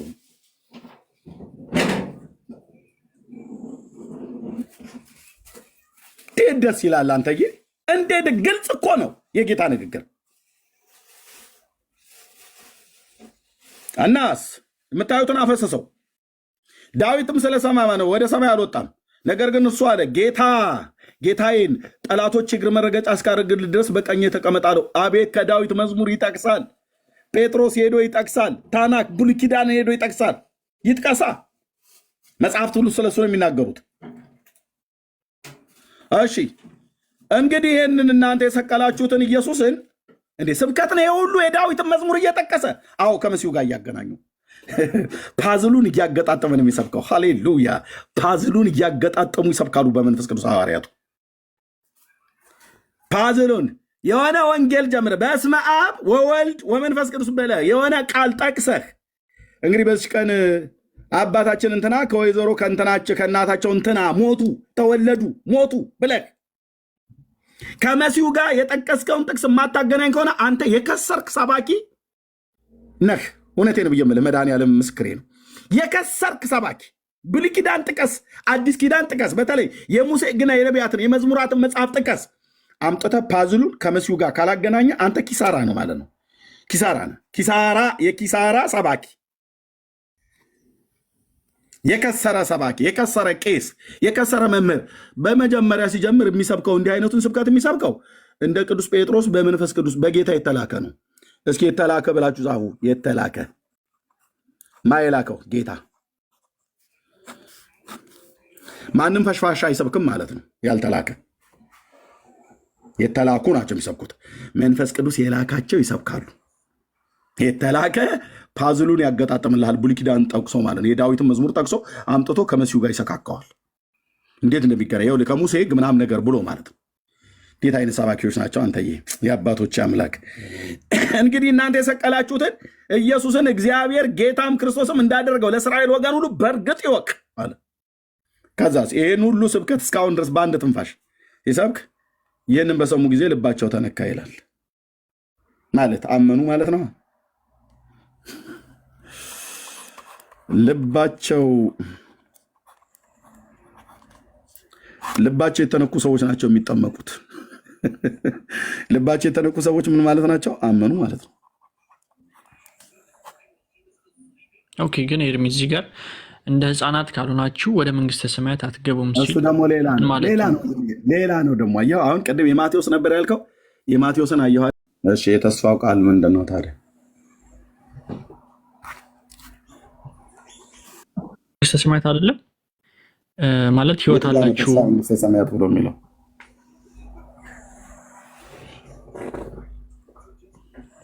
አያው ነው። እኔ የምልህ ላይክ ይሄ የኔ አንደርስታንዲንግ ነው። የተስፋው ቃል ማለት ህይወት የሆነው ቃል ማለት ነው። ጴጥሮስ ይህን ስለምን እየተናገረ እያለ ነው እዚህ ጋር ይህን ቃል የተናገረው? በመጽሐፍ ቅዱሱን በሙሉ ብትረዳው ምን ይላል? ይሄ ምዕራፍ 2 ነው አይደለ? ቢኬጂ ምዕራፍ 2 ላይ በዓለ ሃምሳ ነው አይደል?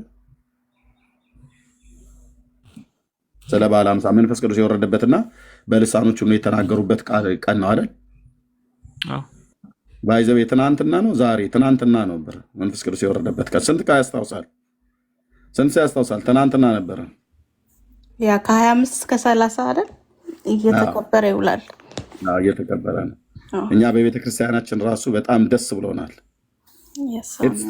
እኛ ከትናንትና ጀምሮ ማለት ነው። ዛሬ ነው እኛ ጋር። ስሙ ለዘላለም ይቀደስ።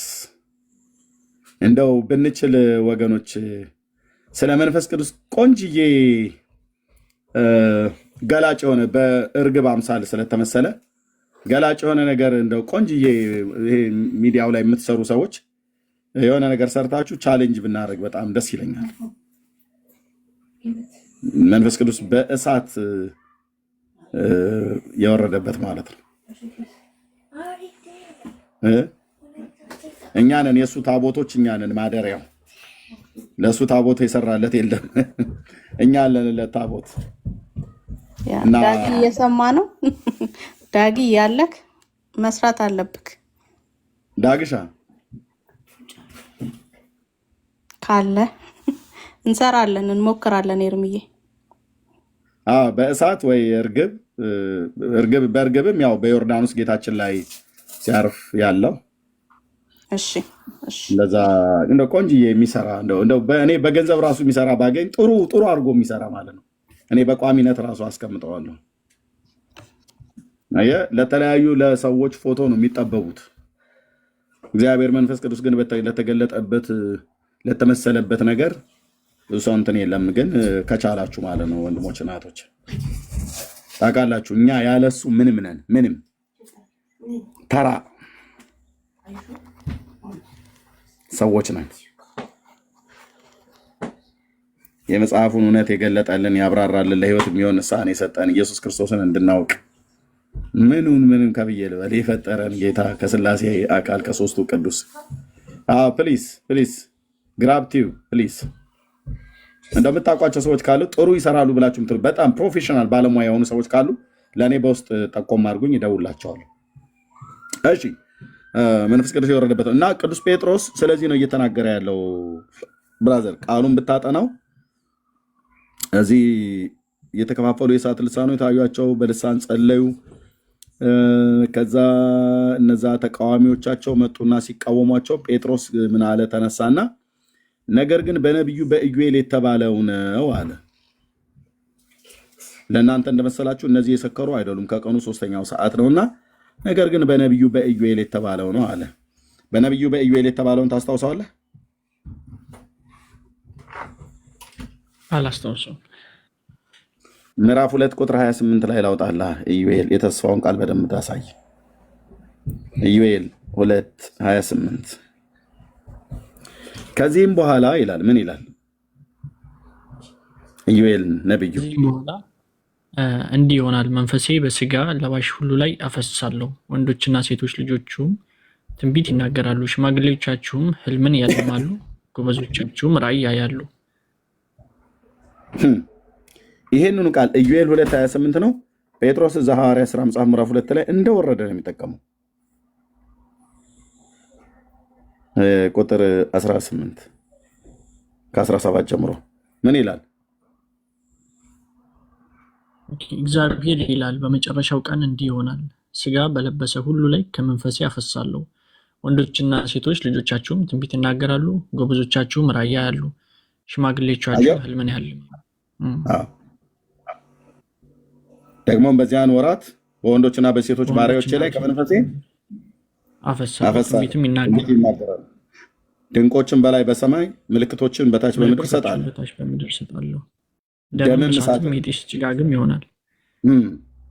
ታላቅ የሆነ የተሰማም የጌታ ቀን ሳይመጣ ፀሐይ ወደ ጨለማ፣ ጨረቃም ወደ ደም ይለወጣሉ። የጌታን ስም የሚጠራም ሁሉ ይድናል።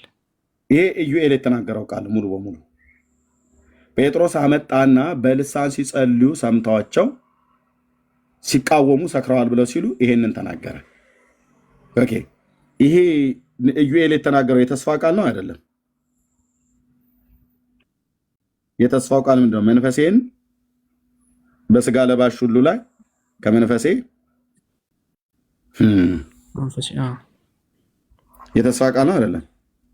ነው እኮ ይሄ ቃል ያው ለቤተሰቦቹም እና ደግሞ ለልጆቻቸውም ነው ማለት ነው። አዎ በስጋ ለባሽ እንዳይበዛ። የመጨረሻ ጥያቄ ደግሞ እሱ ልጠይቅህና አልጨረስኩም። በስጋ ለባሽ ሁሉ ላይ ነው። ስለዚህ እናንተ እንደሚሏችሁ አይደለም ብራዘር። ኦኬ፣ ሌላ አንድ ልጨምርልህ። ሌላ የተስፋ ቃል በሁለት የብሉይ ኪዳን ታላላቅ ነቢያት የተነገረ ስለሆነ ሌላኛውንም ባላሳይ በደለኛ ሆናለሁ ማለት ነው። ምን አረግ ታዲያ መጣው?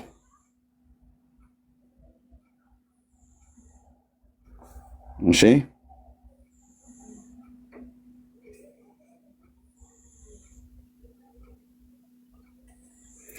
ኦኬ፣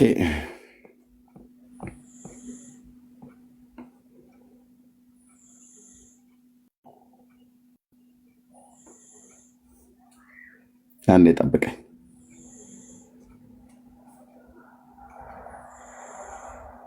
እሺ ኢሳይያስ 44 ከአንድ ጀምሮ ሌላኛው ነቢይ በሁለት የብሉይ ኪዳን ነቢያት ነው የተነገረው ይሄ ተስፋ ቃል። በስንት አልኩ? ሁለት የብሉይ ኪዳን ነቢያት፣ ሁለት ታላላቅ የብሉይ ኪዳን ነቢያት። ኦኬ፣ በማና በማ? በኢዩኤል፣ በኢሳይያስ። በእነዚህ የተነገረ የተስፋ ቃል ነው። ምን ይላል? አሁንም ባሪያዬ ያዕቆብ የመረጥኩን እስራኤሎች ስማ፣ የፈጠረ ከማኅፀን የሰራህ የሚረዳህ እግዚአብሔር እንዲህ ይላል፣ ባሪያዬ ያዕቆብ የመረጥኩን ይሽሩን ሆይ አትፍራ። በተጠማ ላይ ውሃን በደረቅም መሬት ላይ ፈሳሾችን አፈሳለሁ። መንፈሴንም በዘርህ ላይ በረከቴን በልጆች ላይ አፈሳለሁ። መንፈሴን በዘርህ ላይ በረከቴንም በልጆችህ ላይ አፈሳለሁ። የተስፋው ቃል ለእናንተና ለልጆቻችሁ ጌታ አምላካችንን በሩቅ ላሉት ለሚጠራቸው የተስፋው ቃል ለእናንተና ለልጆቻችሁ። ስለ ጥምቀት አይደለም ይሄ የሚያወራው ወንድሞች እናቶች። ሁለት የብሉይ ኪዳን ታላላቅ ነቢያት ያለው ብሉይ ኪዳን በደንብ ተምሬያለሁ ብሎ የሚል ሰው ካለ ይግባ። ከኔ ጋር ጫወታውን ዙሩን እናከራዋለን ማለት ነው። ይሄ ነው የተስፋ ቃሉ ብራዘር። ሌላኛውም የተስፋ ቃል አለ በኢየሱስ ክርስቶስ በነሱ ልጆች ብንሆን እኮ ታዲያ በጥምቀት ነው አይደል? አይደለም። በጥምቀት ልጅ ትሆናላችሁ ብሎ የሚል ክፍል የለም። ዮሐንስ ወንጌላዊው ምን እንደሚል ላሳይህ። ቁጥር 11 ላይ የእርሱ ወደ ሆነው መጣ፣ የገዛ ወገኑ አልተቀበሉትም። አይሁዳውያን ማለት የገዛ ወገኑ የተባሉት በስጋ ከእነሱ ስለተወለደ ለተቀበሉት ሁሉ ግን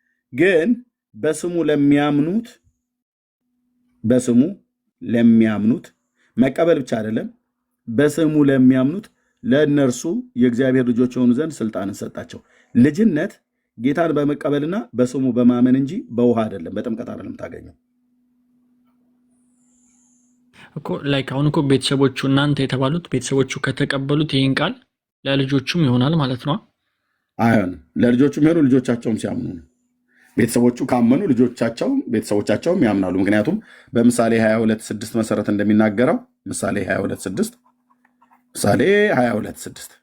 ላይ ልጅ በሚሄድበት መንገድ ምራው፣ በሸመገለም ጊዜ ከሱ ፈቀቅ አይልም ይላል።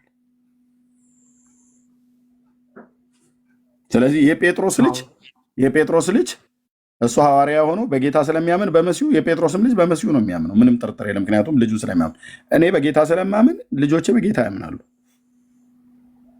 አባትየው ከተቀበለው ልጁ የማይቀበልበት የለም። ልጁ እኮ አሁን ልጆቼን እያስተማርኩ ነው ያለሁት። ባለፈው እንዳልኩ በትምህርት ቤት፣ በቤተ ክርስቲያን፣ በሶስት አቅጣጫ ትምህርት ያገኛሉ። ኦኬ፣ በቤት በእኔ ማለት ነው።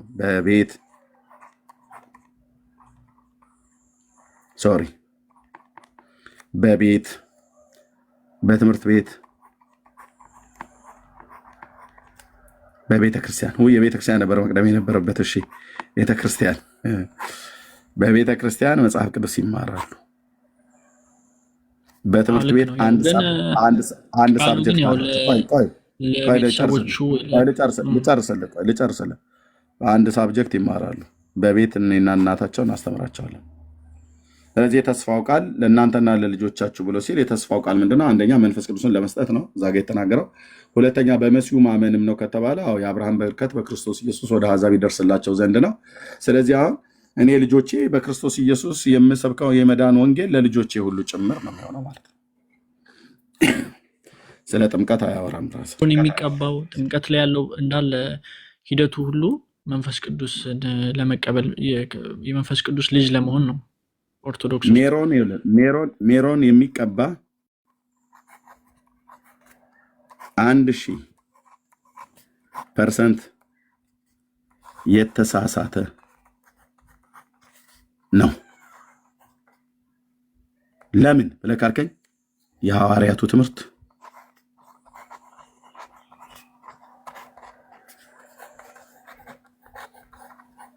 አይደለም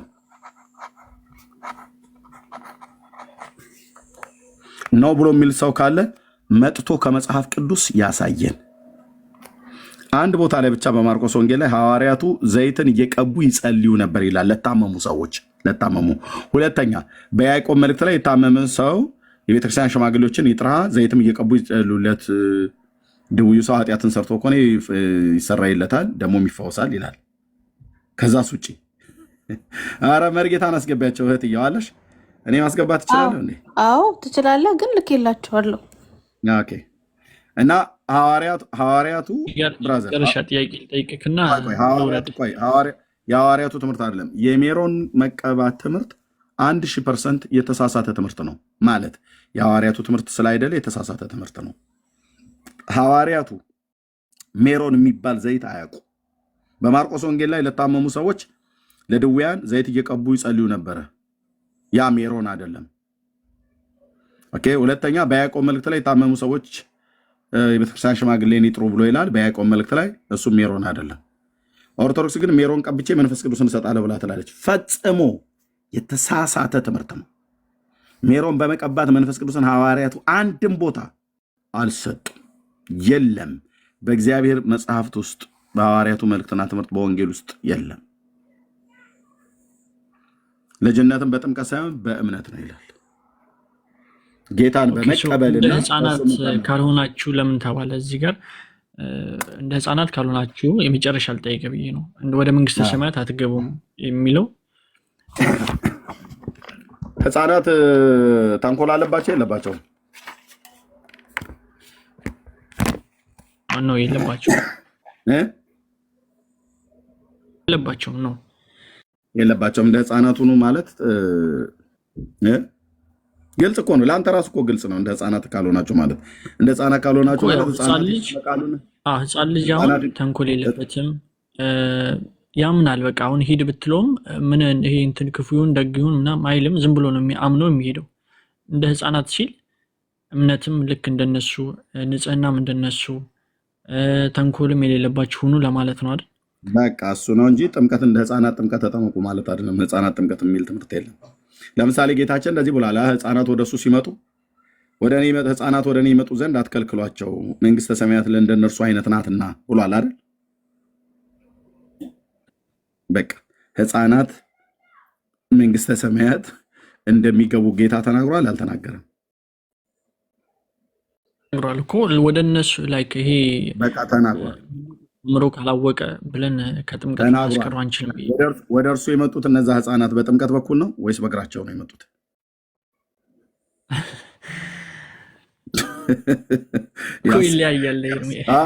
ያስቃል ብራዘርዬ። እነዛ ወደ እሱ ጋር የመጡት ህፃናት የ40 ቀንና የ80 ቀን ህፃናት ናቸው ወይስ መራመድና መሄድ የሚችሉ ህፃናት ናቸው?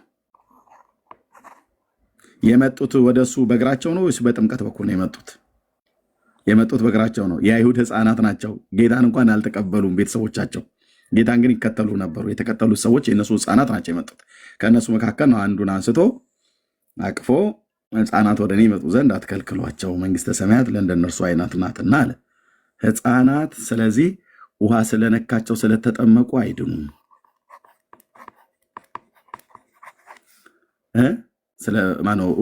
ውሃ ስለነካቸው ይድናሉ አይባልም። ውሃም ስላልነካቸው ይጠፋሉ ተብሎ አይባልም። ህፃናት 1000% ቢሞቱ መንግስተ ሰማያት ይገባሉ። ኦኬ፣ ማን ያለው? ታላቁ ጌታ። ወደ እኔ ይመጡ ዘንድ አትከልክሏቸው፣ መንግስተ ሰማያት ለእንደነርሱ አይነት ናትና ብሎ ካለ አለቀ። ቴንኪው ኤርሚ፣ አመሰግናለሁ።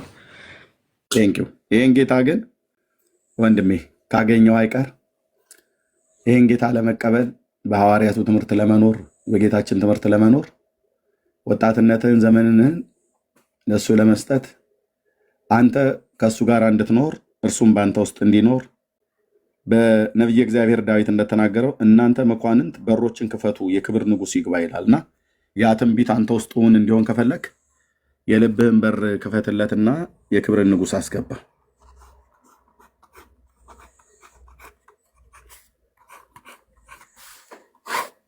ክፈትለትና ጌታ ኢየሱስ ሆይ ና በእኔ ውስጥ ኑር፣ እኔም ከአንተ ጋር ልኑር ብለህ ፍቀድለት።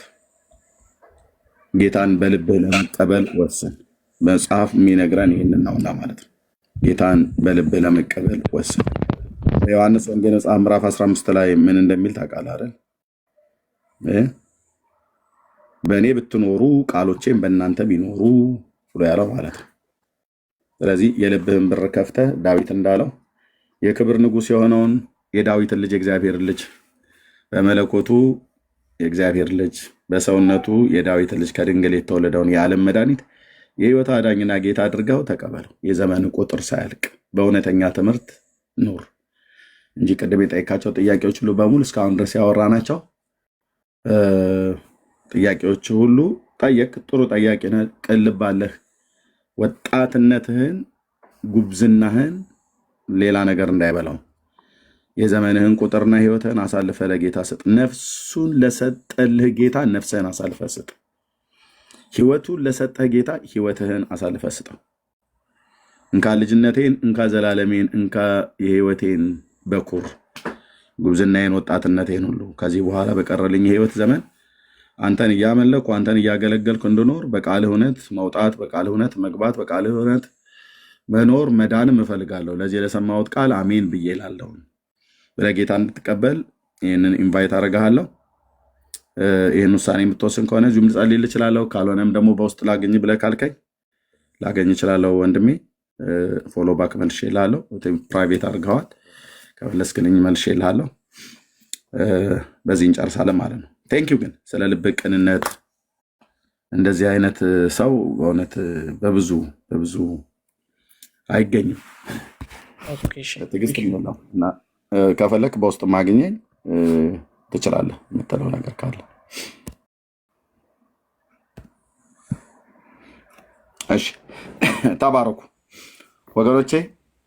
የቃሉን እውነት ለሰዎች ማሳየት ብቻ ነው የሚጠበቅበት። ሌሎችም ካላችሁ እዚህ ውስጥ ያላችሁ ካላችሁ ማለት ነው ወስኑ። ህይወት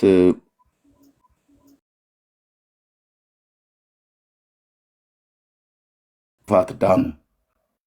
እግዚአብሔር አንድ የመረቀልን ሕያውና ዘላለማዊ የሆነ መንገድ አለ። ልጁ ኢየሱስ የተከፈተልን አንድ በር አለ። ልጁ ኢየሱስ የታረደልን አንድ በግ አለ።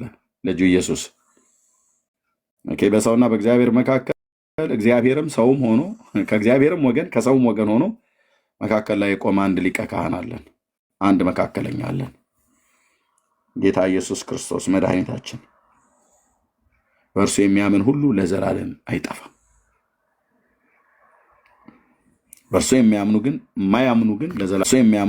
የማያምኑ ግን ለዘላለም ይጠፋሉ።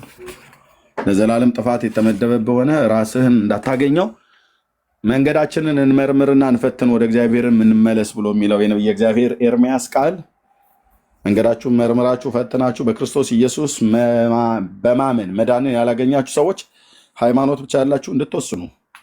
እረፍት በክርስቶስ ነው። ህይወት በክርስቶስ ነው።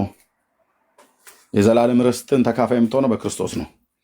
ኢየሱስ ክርስቶስ ከሙታን በመነሳቱ ለሕያው ተስፋና ለማይጠፋ እድፈት ለሌለበት ለማያልፍ ርስት እንደ ምሕረቱ ብዛት ዳግመኛ የወለደን የጌታችን የኢየሱስ ክርስቶስ አምላክና አባት ይባረክ ይላል። ቅዱስ እግዚአብሔር አብ ለዘላለም ስሙ የተቀደሰ ይሁን።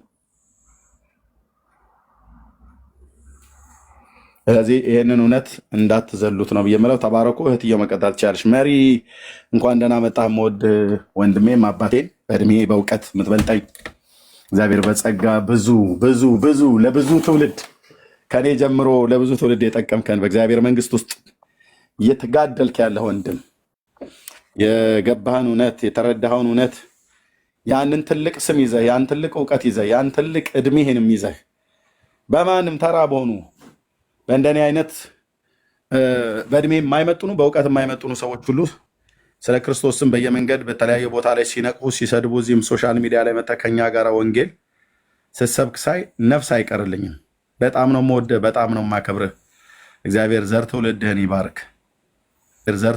ይባርክ። በእውነት መርጌታ ለእኛ እንደዚህ አይነትን ወንድሞችና አባቶች ስላላችሁ በጣም ደስ ይለናል። ሁለቱንም ዓለም ታውቀዋለህ፣ በዚህም በዛም ያለውንና የወንጌሉን እውነት አበጥረህ ስለምትሰብክ በእነዚህ ሁሉ ኦልሞስት አሁን ወደ 30 ዓመት ሊሆን ይመስለኛል እኔ እንኳን ካወቅኩ። በእነዚህ ሁሉ ዓመታት ባለመድከም መጽሐፍቶችን በመጽሐፍ የብዙ ሰዎችን አይን ከፍተሃል።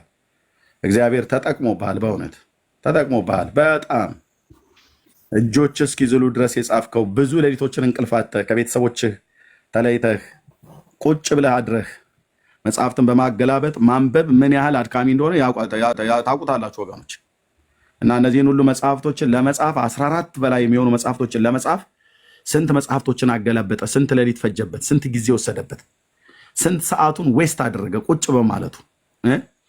እንደ ሰው ልስራበት ብሎ ቢል ወጥቶ ቢሰራ ምናምን ነገር ብለን የምንልበት ማለት ነው። ግን አልከሰርክም። ለትውልድ ትውልድ የሚቆዩ መጽሐፍቶችን ጽፈሃል። እግዚአብሔር ዘመንን ይባርክ። በርጌታ በጣም በጣም በእውነት ሳስብ እኔ እንባ ይመጣል። እንደነኛ አይነት ሰዎች በምን አይነት መከራ ውስጥ እያለፉ እንደሚያገለግሉ ማለት ነው። ወንድሞችና እህቶች በምን አይነት መከራ ውስጥ ከኔትወርክ እንኳን አቅም በምን አይነት ኔትወርክ እንደሚያገለግሉ ማለት ነው። ጌታ እግዚአብሔር ዘመንን ይባርክ። የሚያገለግሉ ማለት ነው። ጌታ እግዚአብሔር ዘመንን ይባርክ። በአሜሪካ ሀገር ያለው ወንድም ኔትወርክ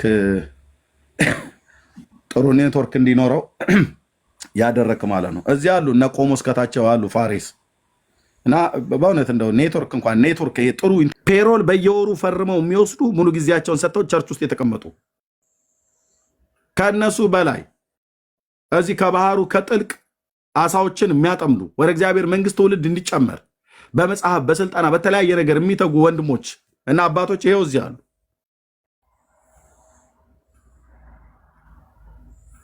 እመልሳለሁኝ የክርስቶስ ወንጌል እሺ እመልሳለሁ። በውስጥ መስመር የምታገኙ በውስጥ ጻፉልኝ። ልክ እዚሁ ላይ ገብታችሁ በውስጥ ጻፉልኝ፣ እመልስላችኋለሁ። ጸጋ ይብዛላችሁ። ተባረኩ፣ በእውነት ተባረኩ። የወንጌል እውነት ሁላችንም ተያይዘን የምንሰራው ነገር ነው። ወንጌል ያለ ገንዘብ አይሰራም። ስለ እውነት ለመናገር ማለት ወንጌል ያለ ገንዘብ አይሰራም። ወንጌል በጸጋ ብቻ አይደለም የሚሰራው፣ በገንዘብም ጭምር ነው የሚሰራው። እንኳን እኛ አይደለንም ታላቁ ጌታችን ኢየሱስ ክርስቶስ እንኳን ወንጌል አስፈልጎት ገንዘብ አስፈልጎት ከገሊላና ከኢየሩሳሌም የሚከተሉ የነበሩ ሴቶች በገንዘባቸው ያገለግሉት ነበር ይላል። እኔ እግዚአብሔርን ስራ የሚሰሩ የእግዚአብሔርን ለወንጌል ስራ የተጠመዱ ወንድሞችና እህቶች እንደነ መርጌታና እንደነ ቆሞስ ሌሎቹን በወንጌል አብራችኋቸው ቁሙ ብዬ ስል በአንድ ተራ ሰዎች ላስበላችሁ ፈልጌ አይደለም። የወንጌል ልብ ያላችሁ ሰዎች ወንጌል እንዲሰራ ትውልድ እንዲድን የምትፈልጉ ከሆነ በአንቺ ገንዘብ አንተ በምትልከው ገንዘብ ከከተማ ከተማ ተንቀሳቅሰው ስልጠናዎች ይሰጣሉ። ወንጌል በጸጋ ብቻ ነው የሚሰራ ብለው የሚሉ ሰዎች ውሸታሞች ናቸው። አይኖ ጸጋ ያስፈልጋል፣ ግን ጸጋው ያለበት ሰው እንዳይንቀሳቀስ እኮ ወንጌል በማጣት ማለት ነው ገንዘብ በማጣት እኮ ቁጭ ብለዋል። መቼም ሰው አሁን ከአዲስ አበባ ተነስተ መቀሌ በእግር ግባ አትለው። ይሄዳል፣ መሄዱ ሊሄድ ይችላል። ግን ይሄን ያህል በስጋ ስንት ጊዜ ነው አሁን ከአዲስ አበባ መቀሌ ስንት ጊዜ ከአዲስ አበባ ጎንደር ሂድና በእግር ስበክ አይባልም። ጌታችን ኢየሱስ ክርስቶስ እንኳን ገንዘብ አስፈልጎት የገሊላና የኢየሩሳሌም ሴቶች በተለይ እህቶች ወንድሞችም ናቸው፣ ግን እህቶች በዚህ አገልግሎት ነበር። ታላቁ ሐዋርያ ጳውሎስ በወንጌል አገልግሎት ውስጥ እሱ ለሐዋርያትነት ተጠርቶ የሄኖሶፍር ቤተሰቦችና እና አቂላና ጵርስቅላ እንደዚሁም ጥቂት የመቄዶንያ አብያተ ክርስቲያናት የፊልጵስዩስ አብያተ ክርስቲያናት በመስጠትና በመቀበል ስሌት ከእሱ ጋር ተካፍለዋል። ሌሎቹ ግን እያዩ እንዳላዩ እንደ ቆሮንቶስ አይነት ቤተክርስቲያን እያዩ እንዳላዩ እያበራየ አያበሉትም ነበር። የሚያበራየውን በሬ አፉን አትሰሩት ብሎ ተጽፏል በሕግ መጽሐፍ። ጌታ ስለ በሬ ገዶት አይደለም ብሎ ያለው ከቶራ ላይ አምጥቶ የተረጎመው በዚሁ ምክንያት ነው። አይሰጡትም ነበር። የክርስቶስ ቤተክርስቲያን አይሰጡትም ነበር። ለታላቁ ሐዋርያ በገንዘብ አይደግፉትም ነበር። 3 ጊዜ ኦፊሻል ይጠይቋል ገንዘብ ስጡኝ ብሎ ማለት ነው። በገንዘብ በመንገዴ በጎዳናዬ እንድትረዱኝ ብሎ ገንዘብ ስጡኝ ብሎ ጳውሎስ ድንኳን እየሰፋ እንኳን ለራሱ አልነበር የሚጠቀም የነበረው። አንዳንድ በጣም ስስታም የሆናችሁ ሰዎች አገልጋይ ድንኳን እየሰፋ ነው መኖር ያለበት ብላችሁ ትላላችሁ። ብራዘር ጳውሎስ እኮ በጠኔ ሊገድሉት እኮ ስለነበረ ነው ድንኳን ወደ መስፋት ሄደው እንጂ ያ ታላቅ ሐዋርያ ቁጭ ብሎ ያኔ በመኪና አልነበረም ድንኳን የሚሰፋው፣ በእጅ ነው የሚሰፋው። ድንኳኑ ደግሞ የሰው መኖሪያ ነው። በጠኔ ከሚሞት በረሃብ ከሚሞት ብዙ ጊዜ እኮ ተራብኩ ብሎ ይላል እኮ። አልሰጥ ብለው ስላሉት ነው ወደ ድንኳን ስፌት የገባው እንጂ እሱ እኮ ለሐዋርያነት ከማህፀኑ ጀምሮ የተጠራ እኮ ሐዋርያ ነው። እና አሁን አንዳንድ ስስታሞች መጡና እየሰሩ ያገልግሉ እንጂ ምናምን ነገር ይላል። ብራዘር ስለ ወንጌል እስረኛ ነኝ ብሎ ያለው ቃል በደንብ ይገባኛል። እኔ የሥራ በሮች ሁሉ ዝግትግት ብለው ማለት ነው። ሳንሞክር ቀርተን እንዳይመስላችሁ ወንድሞቼ እናቶቼ። ጄኒውን ትክክለኛ ያላቸው ጥሪ ያላቸው ሰዎች በጣም እየተጉ ያሉ ሰዎች አሉ። መጽሐፍ ለማሳተም ገንዘብ ያስፈልጋል። ይሄ ተራ መጽሐፍት አይደለም፣ ሰው አንብቦት የሚድንበትን ማለት ነው። ኤሚ እኔን አገኘኝ መርጌታና ቆሞስን ቀጥታ ላላገናችሁ ይችላሉ። እኔን አገናኙኝ። እኔ ቀጥታ የነሱን የባለቤታቸውን አካውንት ሰጣቸዋል፣ የባንክ አካውንት እዛው ታስገባላችሁ። ሪሲቱን ሰጡኝ፣ ለነሱ ሰጣቸዋለሁ። እነሱም ስለሚነግሩኝ የመርጌታ እንደዛ ነው የማደርገው። ለብሮ ታውቃላችሁ። መርጌታን ቀጥታ እንደዚህ ላገኝ ምናምን ነገር ብለው ቆሞስንም እንደዚህ ላገኝ ብለው የሚሉ ሰዎች ነው። ምን እንደሆነ አይታወቅም። ጥንቃቄ ይጠብቃልም ብሎ ስለሚል ወንድሞቼን አሳልፌ አልሰጥም። ግን አግኙኝ፣ በጣም ብዙዎች ቴንኪው። በውስጥ መስመር አግኙኝ፣ ለእኔ ጻፉልኝ እና ምልላችሁ ነው። ቅዱስ ጳውሎስ እንኳን ገንዘብ አስፈልጎት ይህን ብሏል። ድንኳን ወደ መስፋት የገባው አልሰጥ ብለው ስላሉት ነው። እሺ ሀንዬ እመልስልሻለሁ። ተባረክ እህትዬ። ጻፉልኝ ብቻ እና ገንዘብ አልሰጥ ብለው አሉታ። በጠኔ ሊሞተውና በረሃብ ሊሞተውና ቢቸግረው የሚያበራየውን በሬ አፉን አትሰሩ ተብሎ ተጽፏል። ጌታ እኮ ስለ በሬ ገዶት አይደለም ስለኛ ነው እንጂ ብሎ አለ። ከመሰዊያው የሚሆነውን ነገር የሚያገለግሉ ከመሰዊያው የሆነውን ነገር ይካፈላሉ አለ የብሉይ ኪዳን መጽሐፍ ጠቅሶ። ልክ ነው። ሌዋውያን ካህናት እዛ ለኃጢአት ስርየት ብቻ የሚሆን የሚታረደውን ነገር ነው የሚቃጠለው። ሌላውን ግን እኮ የደህንነት የምናም ነገር መስዋዕት የሚባለውን በሙሉ ቅርጥፍ አድርገው ነው የሚበሉት። ሌዋውያን ካህናት እኮ ብራዘር የበግና የፍየል የኮርማና የጥጃ እያሉ እኮ አንድ ማዕት ስጋ እኮ ነበር ይበሉ የነበሩት ከወር እስከ ወር ከዓመት እስከ ዓመት። ዛሬ ሮብ ነው ነገ ዓርብ ነው ተብሎ አይባልም። አንበሳ ስጋ ብዙ አትብሉም፣ ስጋ ከበላችሁ ታረጃላችሁ ምናምን ነገር ብሎ ይላል። አንበሳ ቶሎ ሲያረጃ አይተዋል። ኦኬ እነሱን ስሽውን ሌዋውያን ካህናት ይበሉ ነበር ብራዘር።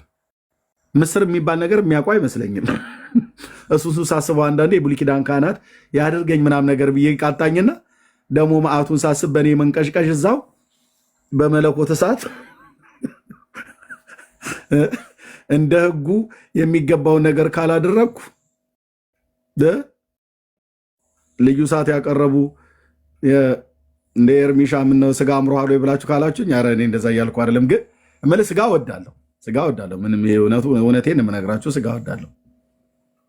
እናንተ ቤት ድንገት መመጣ እንትን ምንድነው ያበጠ ምስር ብታቀርቢልኝ፣ ምስርም ጥሩ ነው ወዳለሁ። ግን አገራዊ ጦርነት እንዳላነሳ ብዬ ነው። ገና ሳትንቀሳቀስ ማስታወቂያ በዛ እንዳትሉኝ። አሜሪካ ስመጣ እንትን ቆንጅዬ ሽሮ ነው ብለሽ ካቀረብሽልኝ ከኔ ጋር ጠላትነት ገጥመሻል ማለት ነው። ይህን ሁሉ ውቅያኖስ አቋርጬ መጥቼ ግንፍል ያለ ሽሮ እና የገንፍልብህ ብለሽ ልትይ ካልሆነ በስተቀር እንዳታቀርቡ ለማለት ነው። እግረ መንገዴ ካጣችሁ ዝም ብላችሁ በሬው ላይ አስደግፋችሁኝ ፎቶ አንስታችሁኝ በትልቁኝ ይሻላል።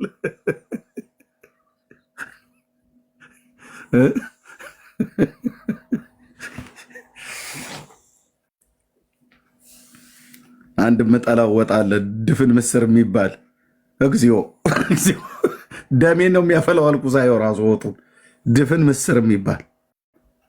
እኔ በሳምቡሳ ላይ ነው ድፍን ምስርን ልበላው የምወደው። የት ገባህ ደግሞ ኤርሚያስ? ወጣ ወጡ ውስጥ ናውጣ እንጂ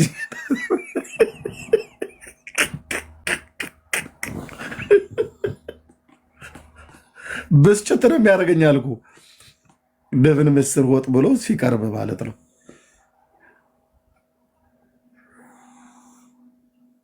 ለአይኔ ለብረቱ ማየት አልፈልግም። ሚስቴም ነገሩ ይሄን ስለምታውቅ አይቀርብም። ግን እሺ እና ሌዋውያን ይበሉ ነበረ ነው ጳውሎስ እያለ ያለው። ከመሰዊያው የሚያገለግሉ ከመሰዊያ የሆነው ነገር ይካፈሉ ነበር አለ። እኛስ ታዲያ መንፈሳዊ ነገርን ዘርተን አላለም ጳውሎስ? ምስኪን ሐዋርያ በእውነት እንዴት እንደሚያሳዝን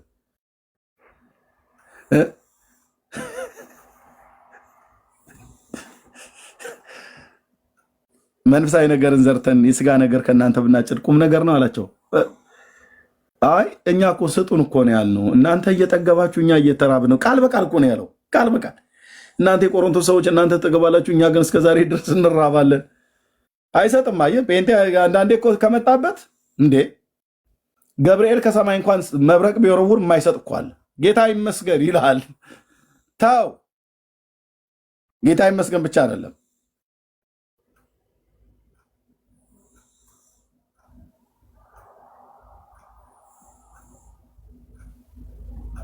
አንዳንድ ደግሞ አሉ በቃ የእግዚአብሔር መልስ ሆነው ሰዎች ጋር የሚሄዱ ማለት ነው።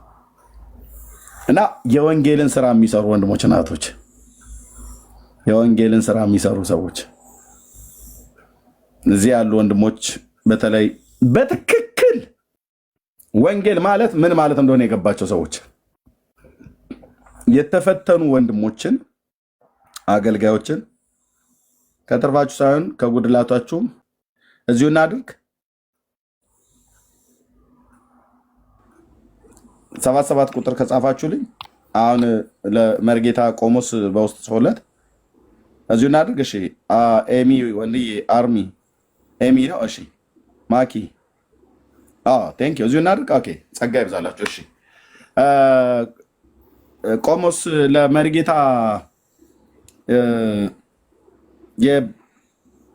የባለቤትህ አካውንት ቢሆን በጣም ይመረጣል። ለመርጌታ ጻፍለትና መርጌታ ይጻፍልኝ። የኔ ስልክ ስለሌለው በውስጥ እንለዋወጣለን። መሪ ይሰማል ማኛል የሚል መጽሐፍ ኢየሱስ ጌታ ነው። በጣም የውስጤን ነገር እንዲሁ ዝክዝክ አርጌ በደንብ አርጌ እንትን ላደርገው። ዝም ብለህ ለብ ያለ ነገር አይደለም፣ ለብ ያለ ነገር አይደለም። በጣም የዳንበት ዝም ብሎ በቀላሉ አይደለም፣ ቀላል ነገርም አይደለም። እና በጣም ቅድም ጀምሮ እየሰማው ስለነበረ ነው አንድ ወንድም ሲከራከር የነበረ ይሄ መዳን የሚባለው መዳን ዝም ብሎ በእምነት በስራ ምናምን ነገር አይደለም። እሱ አይደለም። እምነት በብሉይ ኪዳን ግሩም የሆኑ እጅግ እጅግ ተራራን የሚያፈርሱ እምነቶች ነበሩ። በጣም የሚገርም ቃል በቃል ከእግዚአብሔር ጋር የሚነጋገሩ ሰዎች ነበሩ። ቃል በቃል እንደነ ጌዲዮን የመሳሰሉ ከመሳፍንት እንኳ አስቡ፣ ከመሳፍንት እንኳ መጽሐፈ መሳፍንት ስታዩት በጣም 21 ነው 22 ምዕራፍ ግን የ400 ምናምን ዓመት ታሪክ ነው። የ400 ምናምን ታሪክ እነ ናኦድ 80 ዓመት የገዙበትን ሌሎች ሁሉ እያንዳንዳቸው መሳፍንት ስትደምሯቸው ምን ያህል ዓመት የፈጀ ህይወት እንዳለ በዚያ ውስጥ በጣም የሚገርሙ ተአምራቶች ሁሉ ሲያደርጉ የነበሩ እምነትም ቢሆን እነዚህ ሶስት ወጣቶች አሁን ባያድነን እንኳ እስኪሉ ድረስ እስከ አስቡት። ከዚህ ከሚነደው እሳት ምን ይለናል? ይታደገናል፣ ያድነናል አሉ። እሳት ውስጥ ገቡ። የእሳቱ ኃይል ግን ሰናፊላቸው ይላል። እንትኑ ሰናፊል ማለት ይሄ የልብስ እንደዚህ እንትን የሚል አይደለ? ጥጥ የሚያወጣ የሚመስለው እሱን አይደለም ክሩ፣ ይሄ ጥጥ የሚመስለው ነገር እንኳ የሚያወጣ ፌት ሲያደርግ ልብስ እሱን እንኳ አልበላውም ነው የሚለው። ስራስ ቢሆን በጣም የሚደንቅ የሚገርም ስራ ነበራቸው እንዴ ነበራቸው። እነ ኢዮብን እያቸው በብዙ እጥፍ የተባረከለት የተመሰገነለት ሰው ነው። ቅንና እግዚአብሔርን የሚፈራ ፍጹም የሆነ ሰው እንደ ባሪያዬ እንደ ኢዮብ የለም ብሎ እግዚአብሔር እስኪመሰክርለት ድረስ ግን ምን አልነበረውም? የዘላለም ህይወት። እሺ ከይቅርታ ጋር ቆሞስ ላኩልህ፣ ሰው እየጠየቀ ስለሆነ ካል ቆሞስ ላኩለት። ለአስራት እየላኩለት እሺ መሪ ቶሎ ላክልኝና እዚህ እንትን አስቀምጠዋለሁ። እሺ እና ምንድነው አሁን ድነናል የምንለው? ይቅርታ መሪጌታ፣ ተርመሷል። ግን ይቅርታ መሪጌታ፣ ይቅርታ ዘይል የሚጠይቁ አሉ። ኤርሚ እያለክ የለኝም።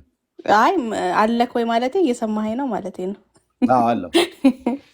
ዘይል የሚጠይቁ አሉና የኤዱን ምክንያቱም መልካም። እሺ አሁን ፕሮግራሙ ይቀጥላል ወይስ መርሲ ልትዘጋ ነው እንዴ?